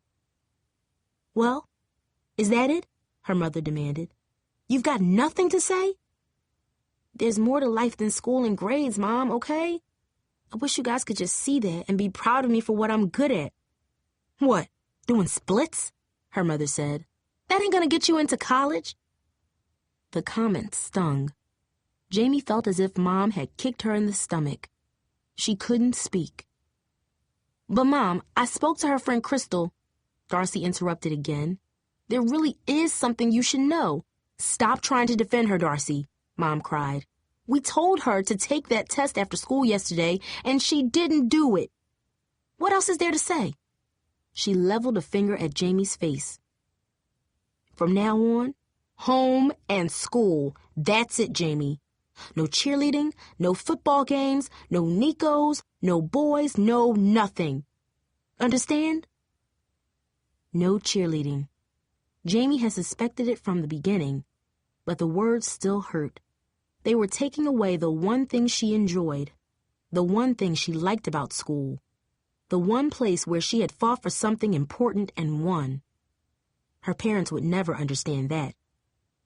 She nodded slowly, holding back the tears that gathered in her eyes. "Can I go to my room now?" Her father sighed as if someone had settled a heavy weight on his back, as if Jamie was suddenly a burden to him. "Go. We'll talk more about this later." Mom complained some more, something about not having guests over, but Jamie didn't listen.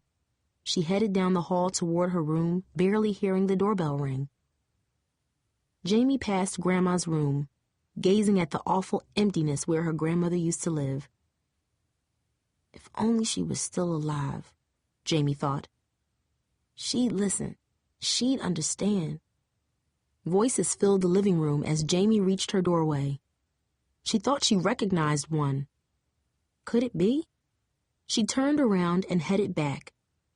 A woman stood in her living room. Next to her was Angel and her little sister Dion. Both girls smiled as Jamie approached. "You must be Jamie," said the woman. Her face was just like Angel's, round and smooth, but without glasses. The rest of her was round and soft, too, as if she had a pillow tied to her stomach beneath her purple dress. The woman moved quickly toward Jamie and took her hand. When Angel told me about what you did today, I just had to come and thank you. Monday morning, I'm going to go over to that school and tell the principal and the coach and anybody else that needs telling that this girl shouldn't be punished for what she did. They ought to give her a medal. I hope you're not mad, Angel added quietly. But Amberlynn told me about Mrs. Gessner and the algebra test. I told my mom everything. Maybe after Mrs. Gessner finds out what happened, they'll let you back on the team. Jamie shook her head. It won't matter. My parents are making me quit. Quit? Angel said. Why? After all she's done, she's gonna quit? That don't make any sense, said Angel's mother. Jamie felt her parents staring at her. Done? Dad asked, his brow crinkled in confusion. What did she do? She got those mean bully girls to leave my sister alone, Dion exclaimed in a loud, childish voice. It's true, Angel said, then launched into the full story from the beginning. From time to time, Jamie's parents interrupted to ask questions, but mostly they listened. Every now and then, one of them would glance at Jamie as if they had never seen her before. That girl Vanessa is scary, Darcy added. If I were a freshman, you wouldn't catch me near her. I don't know how you stood up to her all this time. I'd have stayed out her way. That's 'cause you're smarter than me, Jamie answered. So that's why you skipped the test? Jamie's father asked. So you could confront these girls after school? I just didn't want Angel to quit because of them, Jamie said, squirming under all the attention. And I couldn't let them think that I'd quit because of them. It didn't seem right. But why didn't you tell that to your teacher? Or us? Mrs. Gessner wouldn't understand. But we would have, Mom said. Why didn't you tell us? I tried, Jamie shrugged, but you wouldn't listen. I was wasting my time doing splits, remember? All you, my teachers, and Aunt Charlotte want is another Darcy. I told you I can't be her, Mom. I'm someone else. As she spoke, Jamie felt her eyes stinging, but she blinked back her tears. Her parents looked at each other. Dad shook his head heavily. Mom's eyes widened as if she figured out something that had been a mystery to her. The frustration on their faces moments ago suddenly disappeared. In its place was something else. Concern, appreciation, understanding. Instantly, Mom reached out and hugged her. You got it all wrong, Jamie, Mom blurted. But it's our fault. We love you so much. We just want to see you make it in this world, to be happy. That's all. That's why we push so hard. But we got so caught up in everything going on around here, we stopped listening to you. And for that, we're sorry. You hear me? Mom's hands held Jamie's face. She could feel the warmth of Mom's palms sinking into her, the pressure of Mom's pregnant belly pressing gently into her stomach. Jamie nodded, her throat suddenly tight, her eyes moist. I know what it's like to be in your sister's shadow. I felt like that my entire childhood, Mom admitted. I never wanted to put that burden on you. Dad was there, too. Jamie felt his hand rub her back. It's tough out here in the adult world. Believe me, I know. Getting your education is one way to make sure you don't end up like me, struggling for work all the time, worrying about bills, he explained. But there are more important things in this world than grades. You just reminded us of that today, and we're proud of you. Me too. Like I said, I could never do what you did today, Darcy said sincerely, hugging her. Jamie was speechless. In the embrace, Jamie felt the resentment and anger she'd carried for so long beginning to thaw. For a moment, the living room was quiet. Well, Mrs. McCallister said, stepping toward the door. Jamie had almost forgotten that she and her family were still there. We gotta be going. We just had to come by and say thanks. And Jamie, on Monday I'm going to talk to your teacher. She needs to know what's been going on. We'll be there too, Mrs. McCallister, said Mom. Maybe we can turn this thing around. Angel gave Jamie a quick hug. See you Monday at lunch? I'll be there, Jamie said, hugging her back hard. Thanks, Angel. When the door closed, Mom wrapped her arms around Jamie again. We got a lot to talk about, but I promise you from now on, we'll be listening. But you gotta promise me something back. You're gonna do your best. You don't need to be Darcy, but you do need to be the best that Jamie can be. Jamie closed her eyes. For the first time in weeks, she felt her family was on her side. The lies were gone. Finally, everyone knew what she had faced, what she had accomplished, and what mattered to her. "If I do, can I cheer?" she asked. Jamie saw the answer in their eyes and felt the soaring aerials in her heart. This has been a Townsend Press production from the Bluford series of books. Pretty Ugly, written by Karen Langhorne Fallen, read by Shayna Walker. This book was produced by Audiobook and features the music of Kenyon Whittington. For more information, visit our website at townsendpress.com.